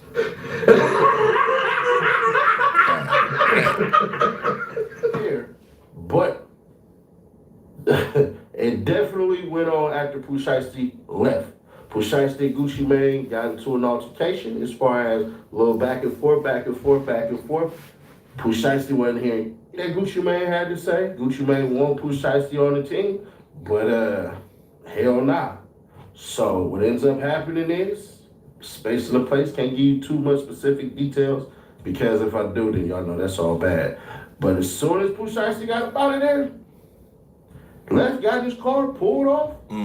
He ain't knowing what the hell going on. All he knows is he happy that Gucci Mane signed him up out that goddamn deal. Obviously, this is a really bad look for Gucci if this happened. And the only thing really left to figure out is, did it happen as badly as people claim it happened, or did it happen slightly not as bad? Because something happened. For sure, an altercation happened between some gang members on behalf of Pooh Shiesty and Gucci Mane. But the only thing left to figure out is, did it happen as badly as people are saying it happened? Right? Now, a couple of dominoes have happened since our last video. That source of hints towards the latter, that maybe this is just as bad as people is saying it is. So when Pooh Shiesty was recently released from jail, Gucci Mane wrote this beautiful tribute to Pooh Shiesty. Gucci Mane wrote, "Welcome home to a real one, my ninja. Pooh Shiesty, the energy different now. Same hustle, new chapter. Shiesty back and free, the only way it's supposed to be. Real ones never fold. Time to shake the streets up. WAP, proud of you, 1017. So, again, he expressed this beautiful tribute, and it was up on his page up until the day after the incident, supposedly happened. Because now if you go to Gucci Mane's Instagram, all traces of Pooh Shiesty has now vanished. Which also will play into the narrative that Gucci Mane has released Pooh Shiesty, because we don't see Pooh Shiesty anywhere on his page a day after the alleged robbery and kidnapping took place. A lot of us were pretty early reporting this story because a lot of us got our information from people who placed themselves there, who placed themselves at the scene and claimed they witnessed the altercation. That's what they said. Now, but the news were pretty much, I'll say, it started off on like the underground hip hop media section of YouTube, right? Like me, Seti Nash, King AK, Chick Smooth, right? Like the underground urban hip hop media niche section of YouTube. But it began to get a little worse for Gucci Mane once the news began to escape the underground hip hop media niche and it began to get mainstream. And when it got mainstream, it wasn't a bunch of mainstream bloggers shooting it down. It was a bunch of mainstream bloggers saying, yeah, I heard something very similar too. Heard the mainstream bloggers who came out was Tasha K, the amazing, the beautiful Miss Tasha K, right? And she took to her Twitter and she said, I ain't gonna lie, Tasha K, she can get it. We do the same thing. I would never try to, but I think she's a married woman, so forgive me. My apologies. I think she's a married woman. Allegedly, Gucci Mane was kidnapped by Pooh Shiesty and held at gunpoint until he signed a contract releasing him from his Death Row Records 2.0 situation. A very strong source connected to the situation called me and filled me in. There was no confirmed robbery, just an alleged contract release, so Pooh could freely sign to Yo Gotti. On Monday, I'll drop the rest of the deets. This is allegedly the real reason Pooh Shiesty was arrested, and they're allegedly trying to cover it up. If what I'm being told is true, everything is allegedly, even my name is allegedly. See y'all Monday. Now, I think Pooh Shiesty went back to the halfway house. People, again, I'm not a criminal, all right? I don't know how jail works, okay? I've never been in prison. But Pooh Shiesty is like in a halfway house. I think you can have like releases or you have like permission to leave the halfway house briefly. Yeah, and this apparently took place when Pooh Shiesty left the halfway house. Now he's back in the halfway house. So I don't know how that particularly works. Now, another mainstream blogger, Adam22, he will say that he talked to a lot of industry people who are in the know, and they all told him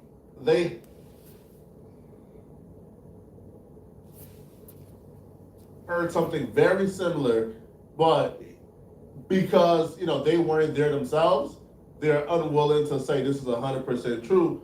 But they were also told the same exact things that us, the underground hip hop media bloggers, reported 2 or 3 days before anybody else. There's gotta be a reason. Bro, I'm telling you, the whole music industry has heard this rumor.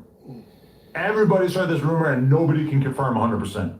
So maybe there is a real sincere effort to keep it low key. So what does that mean? It's not like this is being swept under the rug. And I'm just now starting to see YouTubers make videos about it. Trapple Ross just dropped a video about it. Because people are talking about it. He ain't got, what details does he have? I don't know, I didn't watch it, it's like a half hour. There's crazy rumors going on in the streets. About what? And I feel like people are scared to report on this. It's starting to really trickle out. Don't go there. Pooh Shiesty and Gucci Mane. Oh yeah, he signed Pooh Shiesty before, Yes. 5-6 years ago. Okay.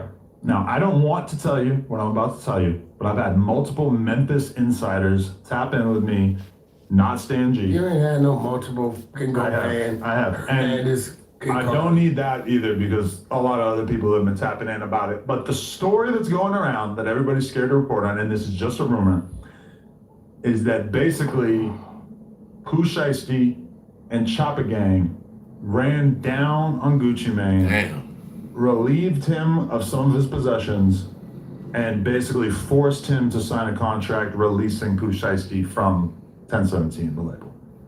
Okay, well, here's the thing on that, right? That's what a lot of people are saying. I'm not saying it's true. I'm just saying a lot of people. No, hold on. I hit a couple industry insiders just to get their thoughts. Like, yo, you think this is true? They all heard the same rumor as me, and they all weren't able to confirm 100%. Waking up 5 times a night to piss, that's not age. That's your body drowning. Drowning in sugar. I understand, bro, like Drink how y'all many some water, people in the man. industry. Drink y'all some water, bro. I swear to God. Drink you some water. I don't think y'all understand, bro, like how many people in the industry has heard. Probably almost everybody in the industry has been told, oh yeah, that happened, bro. But nobody is really brave enough to come forward and say, Gucci Mane got robbed and kidnapped, because nobody really want to put their name on this 100%. But like we've all heard the same stories from people who have claimed I was there. We've all heard the same stories. It's been confirmed to almost everybody, but nobody is willing to come forward and say, hey, I'm a mainstream blogger. I think, you feel me? I mean, I'm in Atlanta. I definitely don't want to, you know what I'm saying? I ain't got no dog in the fight, but I'm just saying, like, I just hope that didn't happen to you by your own orders. That would be very, very, very nasty work. Because, like it's Gucci Mane we're talking about here, right? And it just seems so outlandish that nobody really wants to believe it, you know? Now, they will continue to discuss. Now, the one thing they got to where I disagree, they started to talk about how they can't see Pooh Shiesty being dumb enough to get out the feds and pull this off. I 100% think Pooh Shiesty would be dumb enough. Bro, any man who is dumb enough as a multi-millionaire to pull off a robbery for some J's and weed, you are somebody who I can 100% see doing a crime to this magnitude after being released from the feds. 100%. Pooh Shiesty ain't no reform. But if this did happen, he might just go right back to jail. Like, this is, this would be the stupidest shit ever. Yeah, this should be stupid though. Like, bro, Pooh Shiesty got out and dropped a song called FDL where he's talking about still riding around with Blitz. Bro, Pooh Shiesty ain't this reformed person, bro. Pooh Shiesty is still in the streets doing street stuff.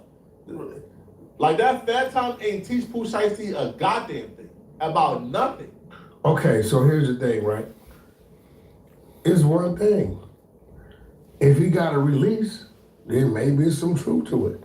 Yeah. If he don't got a release, there's no truth to it. But I think it's bullshit because why would Pooh Shiesty's, we haven't heard Gucci Mane mention any of this, and why would Pooh Shiesty's team put that out when this is identical to the same type of case, controlling case, he just did time in the feds on? And I agree, that sounds insane to get out of doing 4 years in the feds and then immediately do something that would basically get you right back in the feds. No, that's not insane.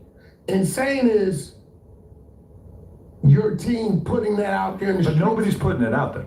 This is just somebody had to put it out there. Listen, loose lips sink ships. I've just been hearing about it. I'm guessing that they're probably trying to not have it be out there because nobody wants to see Well, here's the who thing. gets to the fence. We haven't heard Gucci Mane say anything. Would you if you got the shit beat out of you and had all your shit took? That's my point. So that means it would have to come from the Pooh Shiesty side.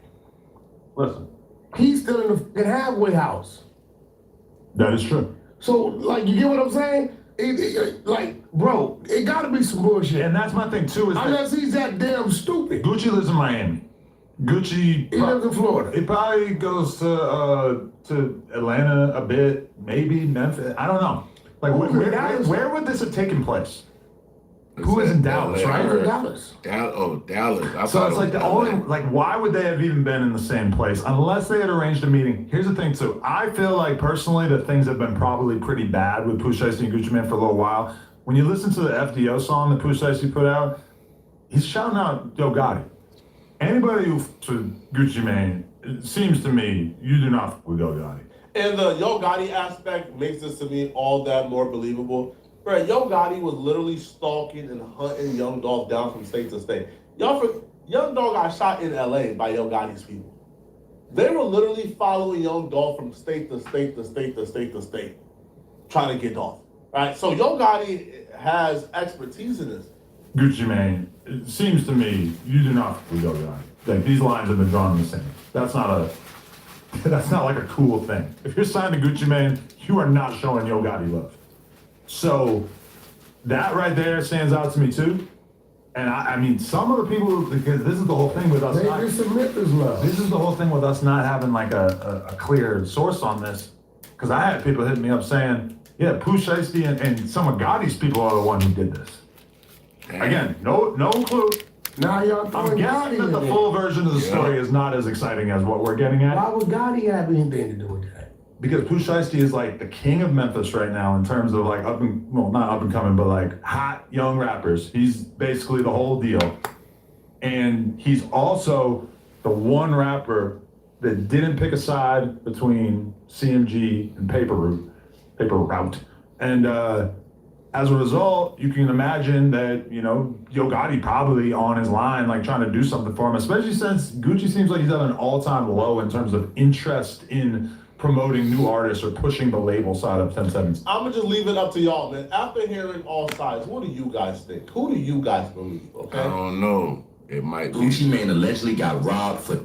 I don't know. It might be anything. You never know, bro. It might be. It might not be what we think it is. Like, I ain't gonna lie. I love them. Them cooking videos, man. I love that shit. Beef honeycomb. What the fuck? What is that? Hold on, man. Let me see what this is. Beef honeycomb. What is that? Hold on, y'all. Let me see.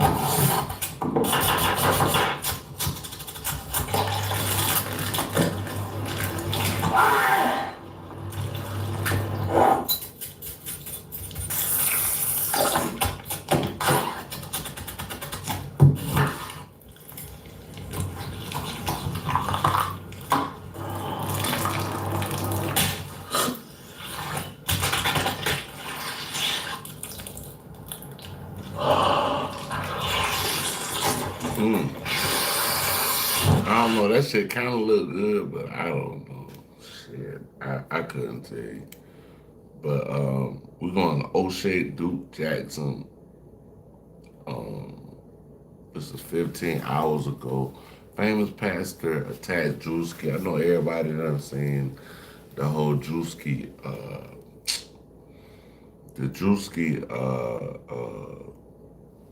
skits about the church and all that. So, I mean, it's been the biggest topic since he put it out.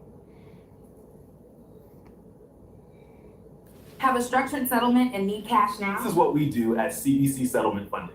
Since 2009, we've helped thousands turn payments into the cash they need. It's been about 4 days since Drewski released his mega church skit, and most people agree. Y'all go check out O'Shea Duke Jackson.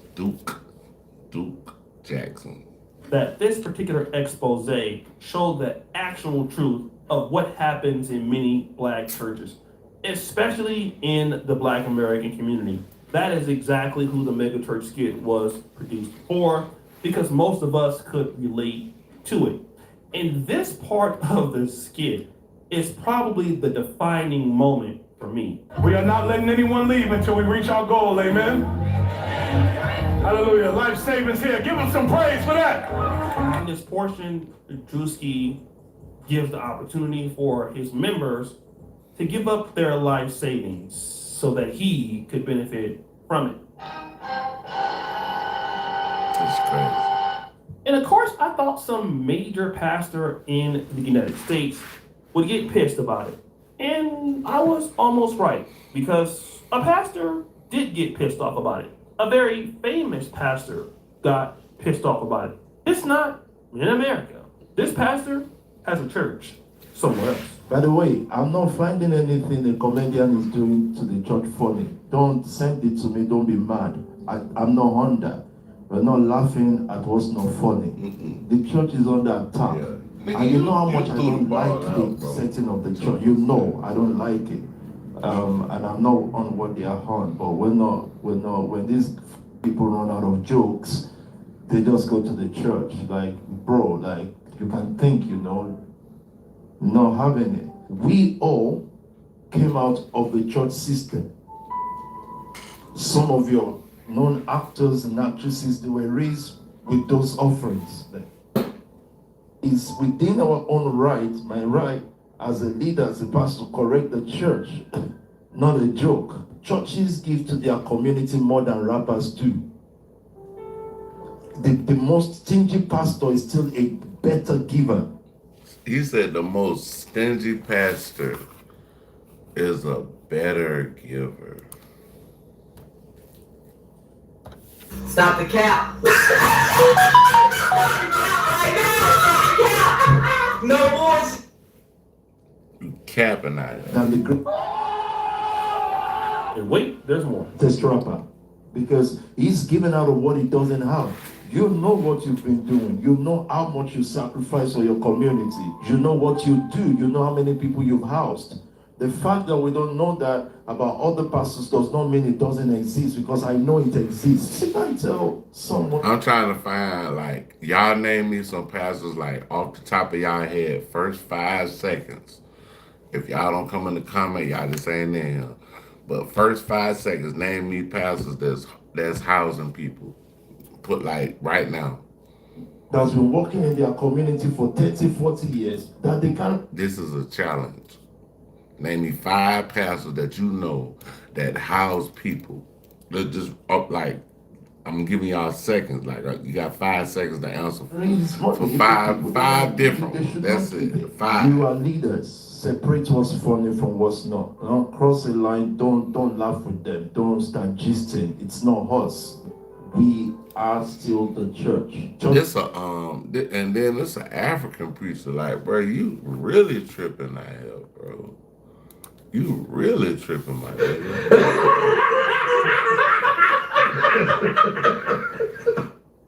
Like, you in Africa, you might be a mega church, but boy, come to America, dog. We got some different shit going on. These have issues. We all have issues, and we're gonna just fight. We're gonna fight ourselves to make ourselves better. Not the world putting their nose because they can't create anymore. No way. This guy. Come on now, dog. Come on, man. Known as Pastor Toby. His real name is Toby Adegboyega. He's actually a Nigerian, and he has. Bruh, how the hell, bruh? I know you playing. This man, your pastor named Toby. How the hell your pastor named Toby? Was like, where y'all get this shit from? Church called, I don't know if it's Nection Family. It used to be called SPAC or SPAC Nation, which is Salvation Proclaimers Anointed Church. And as you can see he's decked out. I mean, he has like some expensive hat on in the church, and if you go to his Instagram, you will see all sorts of levels of luxury. I mean, he has everything on, like new suits, new jewelry, new cars, everything but Jesus.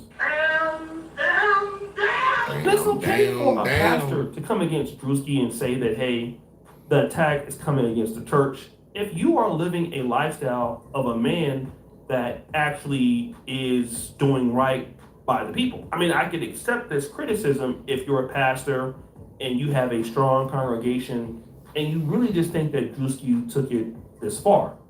But there are some real problems with this Toby guy. I don't know about y'all, but I've never seen Pastor Toby preach. Appreciate I've never you seen that coming man through. pray. And I don't even think I've ever seen Hey, where you tapping in from? Where you tapping in from? But I've seen Birkin bags, I've seen foreign cars, and now I'm seeing Davido concerts. At what point does the pastoring start? Oh, this young lady is saying, hey, she's never heard him praying, never heard him doing anything religious, but he's supposed to be a pastor. But guys, there is more. Hold on.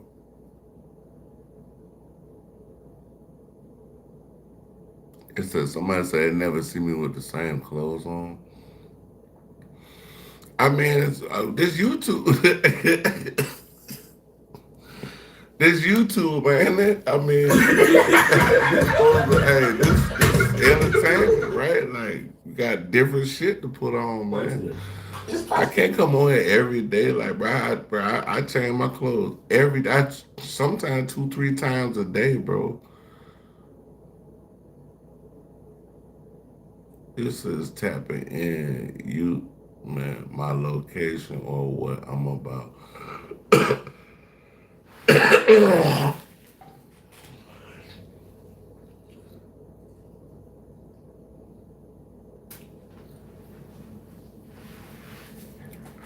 Toby guy. Oh, look, there's splashing money everywhere, bro.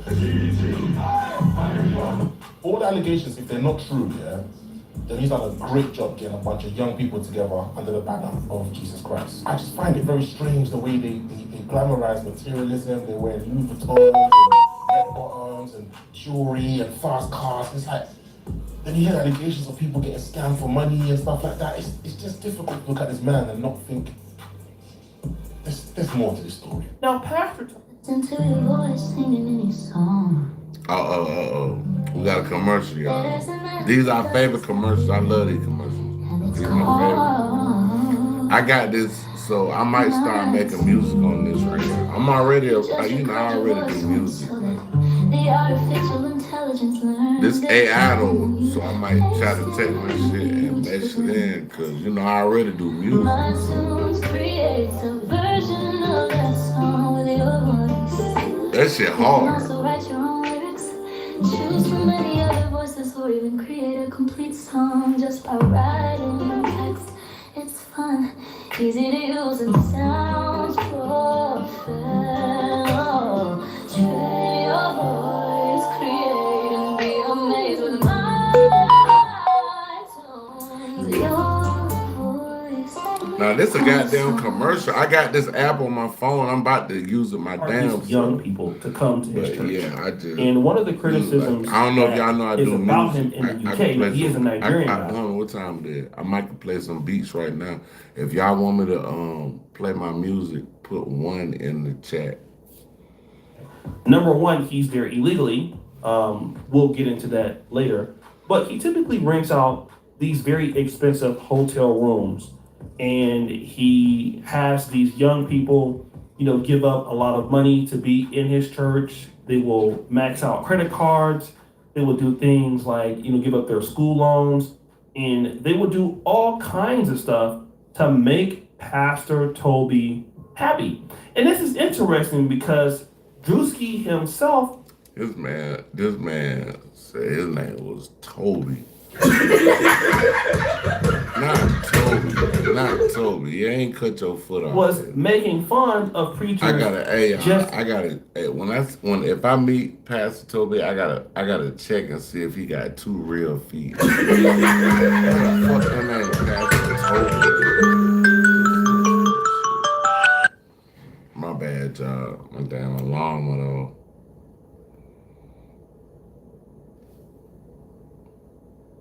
Like Pastor Toby, who are all about the money. And if we go and look at Pastor Toby's Instagram again, you tell me what's... It said, do I got any Detroit piano bars? I like music. I love music. Oh, okay, my bad. I didn't see your comments. But let's see what we'll do for you. We will put something together for you. We're gonna rock on. We're gonna rock on one of them. I'll rock on something. Let me see. Hold on, Bridget. Hold on. Mindful ease. I might put that mindful ease on. Nah, I ain't gonna do that one. I do. Let me see, y'all. Okay, there we go. Boom. Damn, piano. Let me see. Oh, Geechee Gang. Let me see if I find a Geechee Gang right quick.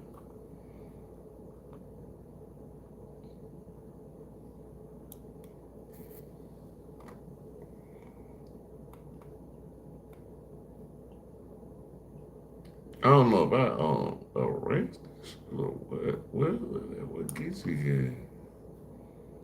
Something ain't right, y'all, but yeah. On that humble, what? I don't know what that is. I don't know what that is, big dog. You gotta explain that to me. You huffing. Like, you don't need to be huffing anything, but yeah.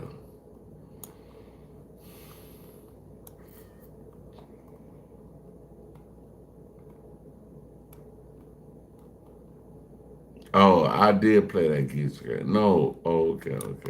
Hold on, y'all. I'm about to play something. Give me a second.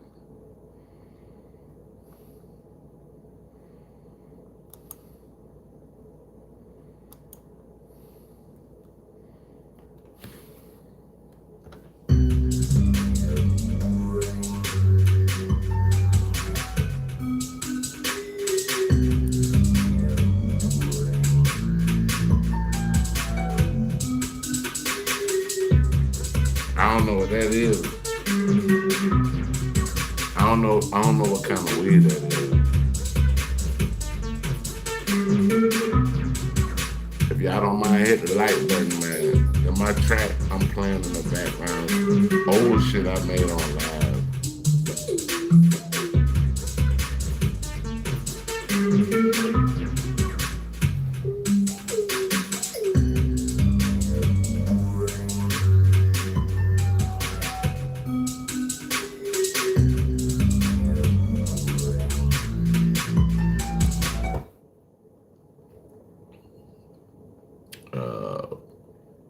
Damn, I got all kinds of shit on here, bro. Let me play that shit. I think this the Outcast shit.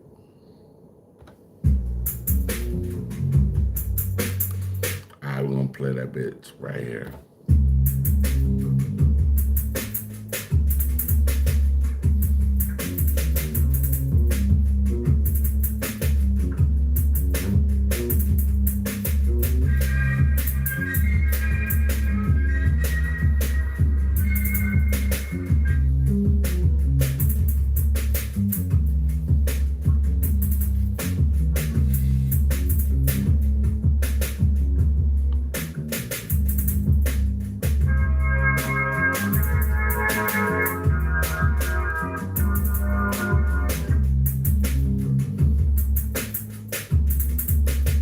This is shit I made on live, y'all. So I could play. I got beats I ain't never let nobody ever hear. I got beats I ain't nobody ever heard. Yeah, we're going back to the video though. Making fun of a guy like this. But then it ges worse.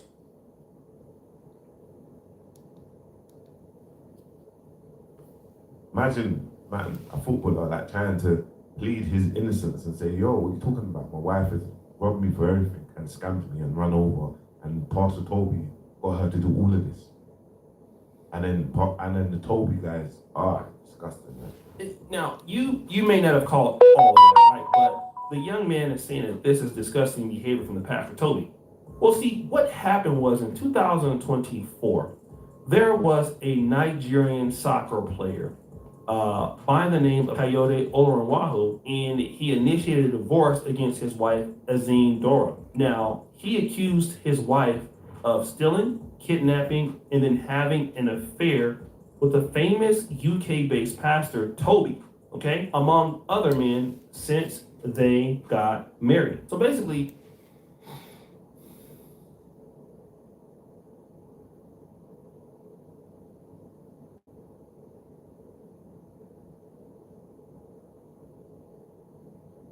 Hey, hit me up in the Instagram with all that shit, bro. Hit me up in the Instagram.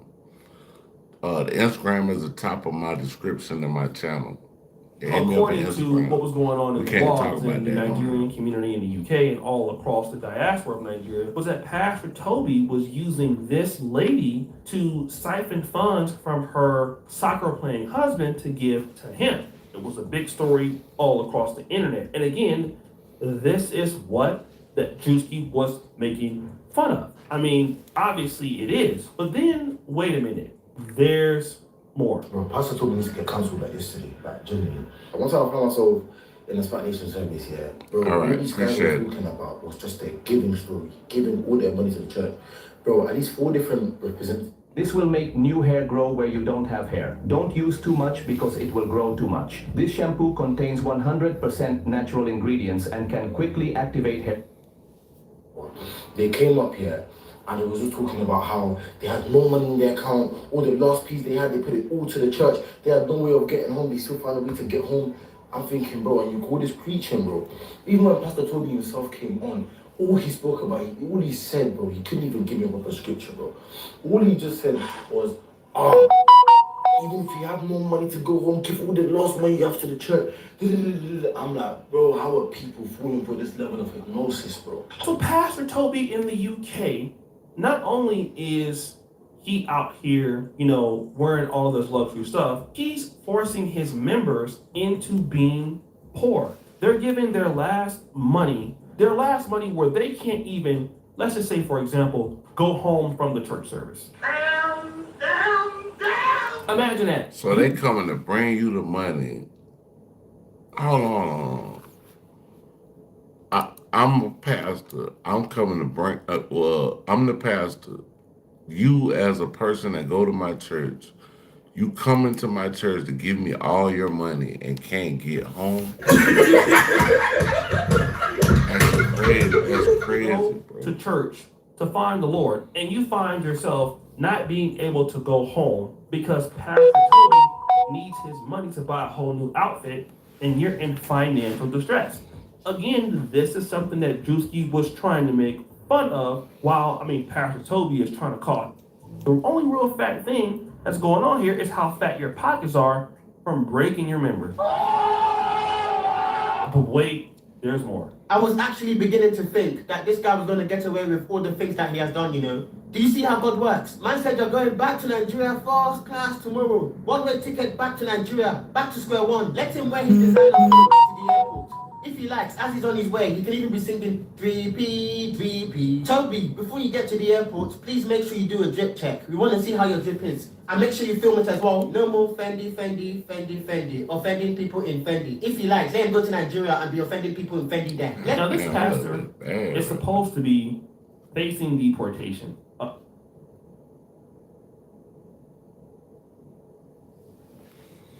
It said money is an illusion.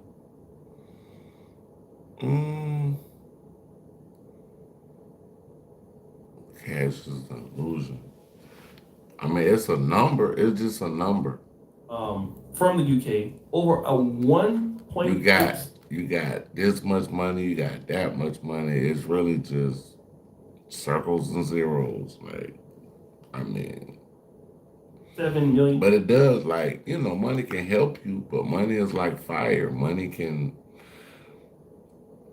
cook a beautiful meal for you to eat, or money is like, it could burn a house down. It's like fire. You could do either one. You could take money and destroy your life with it, or you could take money and live comfortably for the rest of your life. Pound fraud. And for you guys that want to know what that is in US dollars, it's $2.5 million. He appealed this case and lost it. And he's supposed to be, going back to Nigeria at any point now. And it's interesting that a guy that has these many problems is talking about the fact that Drewski is coming against the church. And the reality is that hit dogs tend to holler once they're being exposed. Hey, a hit dog will holler. A hit dog will holler. If you look at this guy and the problems that he's having in his personal life, I mean, imagine you're coming from a place like Nigeria, you come into the UK, you come in and you target the youth, and then what you're doing is stealing their money. What you're doing is taking from them. What you're doing is making people poor so that you can live your life. And then when somebody makes fun of what you're doing, you don't have any accountability for it because the person's talking about you. Now, this is also interesting because this person, Drewski, is in Atlanta. He's, not even thinking about the Black UK. But it just goes to show how inspired that many of these African pastors are by Black American church culture. They really, really, really want to be, in many cases, like Black Americans. They even want to adopt the worst part of Black American church culture and then transpose that to what they see in the UK, or transpose that to what they see in Nigeria. And they're doing it all because of wealth. But the reality is that eventually that comes to a stop. Now, this guy said that if he goes back to Nigeria and if he's deported back there, it's no problem. He'll be even 10 times richer than what he is being in the UK. And you know what? I believe him. He will definitely be successful because everybody is looking for clout in religion, when really religion is hard work, guys. To be a Christian, to be a Muslim, it's about discipline. I know in today's world, everybody's looking for clout, everybody's looking for Instagram photos, everybody is looking for everything but. He said to be a Christian or a Muslim. Damn. Rahman Rahim. Alhamdulillah Rabbil Alamin. Rahman Rahim. Maliki Yawmiddin. Iyyaka na'budu wa iyyaka nasta'in. Ihdinas siratal mustaqim. Siratal ladhina an'amta 'alayhim ghayril maghdubi 'alayhim waladdallin. Amen. Bismillah. The reality of what the religion is about. Most times, the religion is about serving a greater purpose, trying to hit serving your community, serving God through your community, rather, which is more primary, and living a life, because this life is not always, and so this life is a test, and then you go on and you get your other riches in glory. And the riches you're looking for in almost any religious setting is called what? It's called eternity. We are all fighting for eternity because this life is but a few days, right? We are fighting for eternity because we're not gonna be here. Everybody gotta meet their maker. And God's eternity is forever. And so you get these guys that are saying, no, give up God's eternity forever for some clout for a few days. And then at the same time, you have these preachers who are in the churches and nothing about them is about God. I mean, you have this man who's not even married and he has kids. I mean, he's sleeping with women. I mean, there's nothing about what he's talking about. There's no scriptural basis to any of his sermons. And that's just what it is. He can get mad if he wants, but people like him are going to be exposed. People are going to eventually find out. And once they do, things will just get worse. And you'll have to get a regular job like the rest everybody of us. else. So guys, guys, what do you think? It's your boy Yoshi D. Jackson back at it again with another episode of Hey, y'all kicking me in the Karma Cafe. I want y'all to like, subscribe, share. Definitely hit notification. I'm about to be right back. I'm about to flash out and come right back in. Peace and one.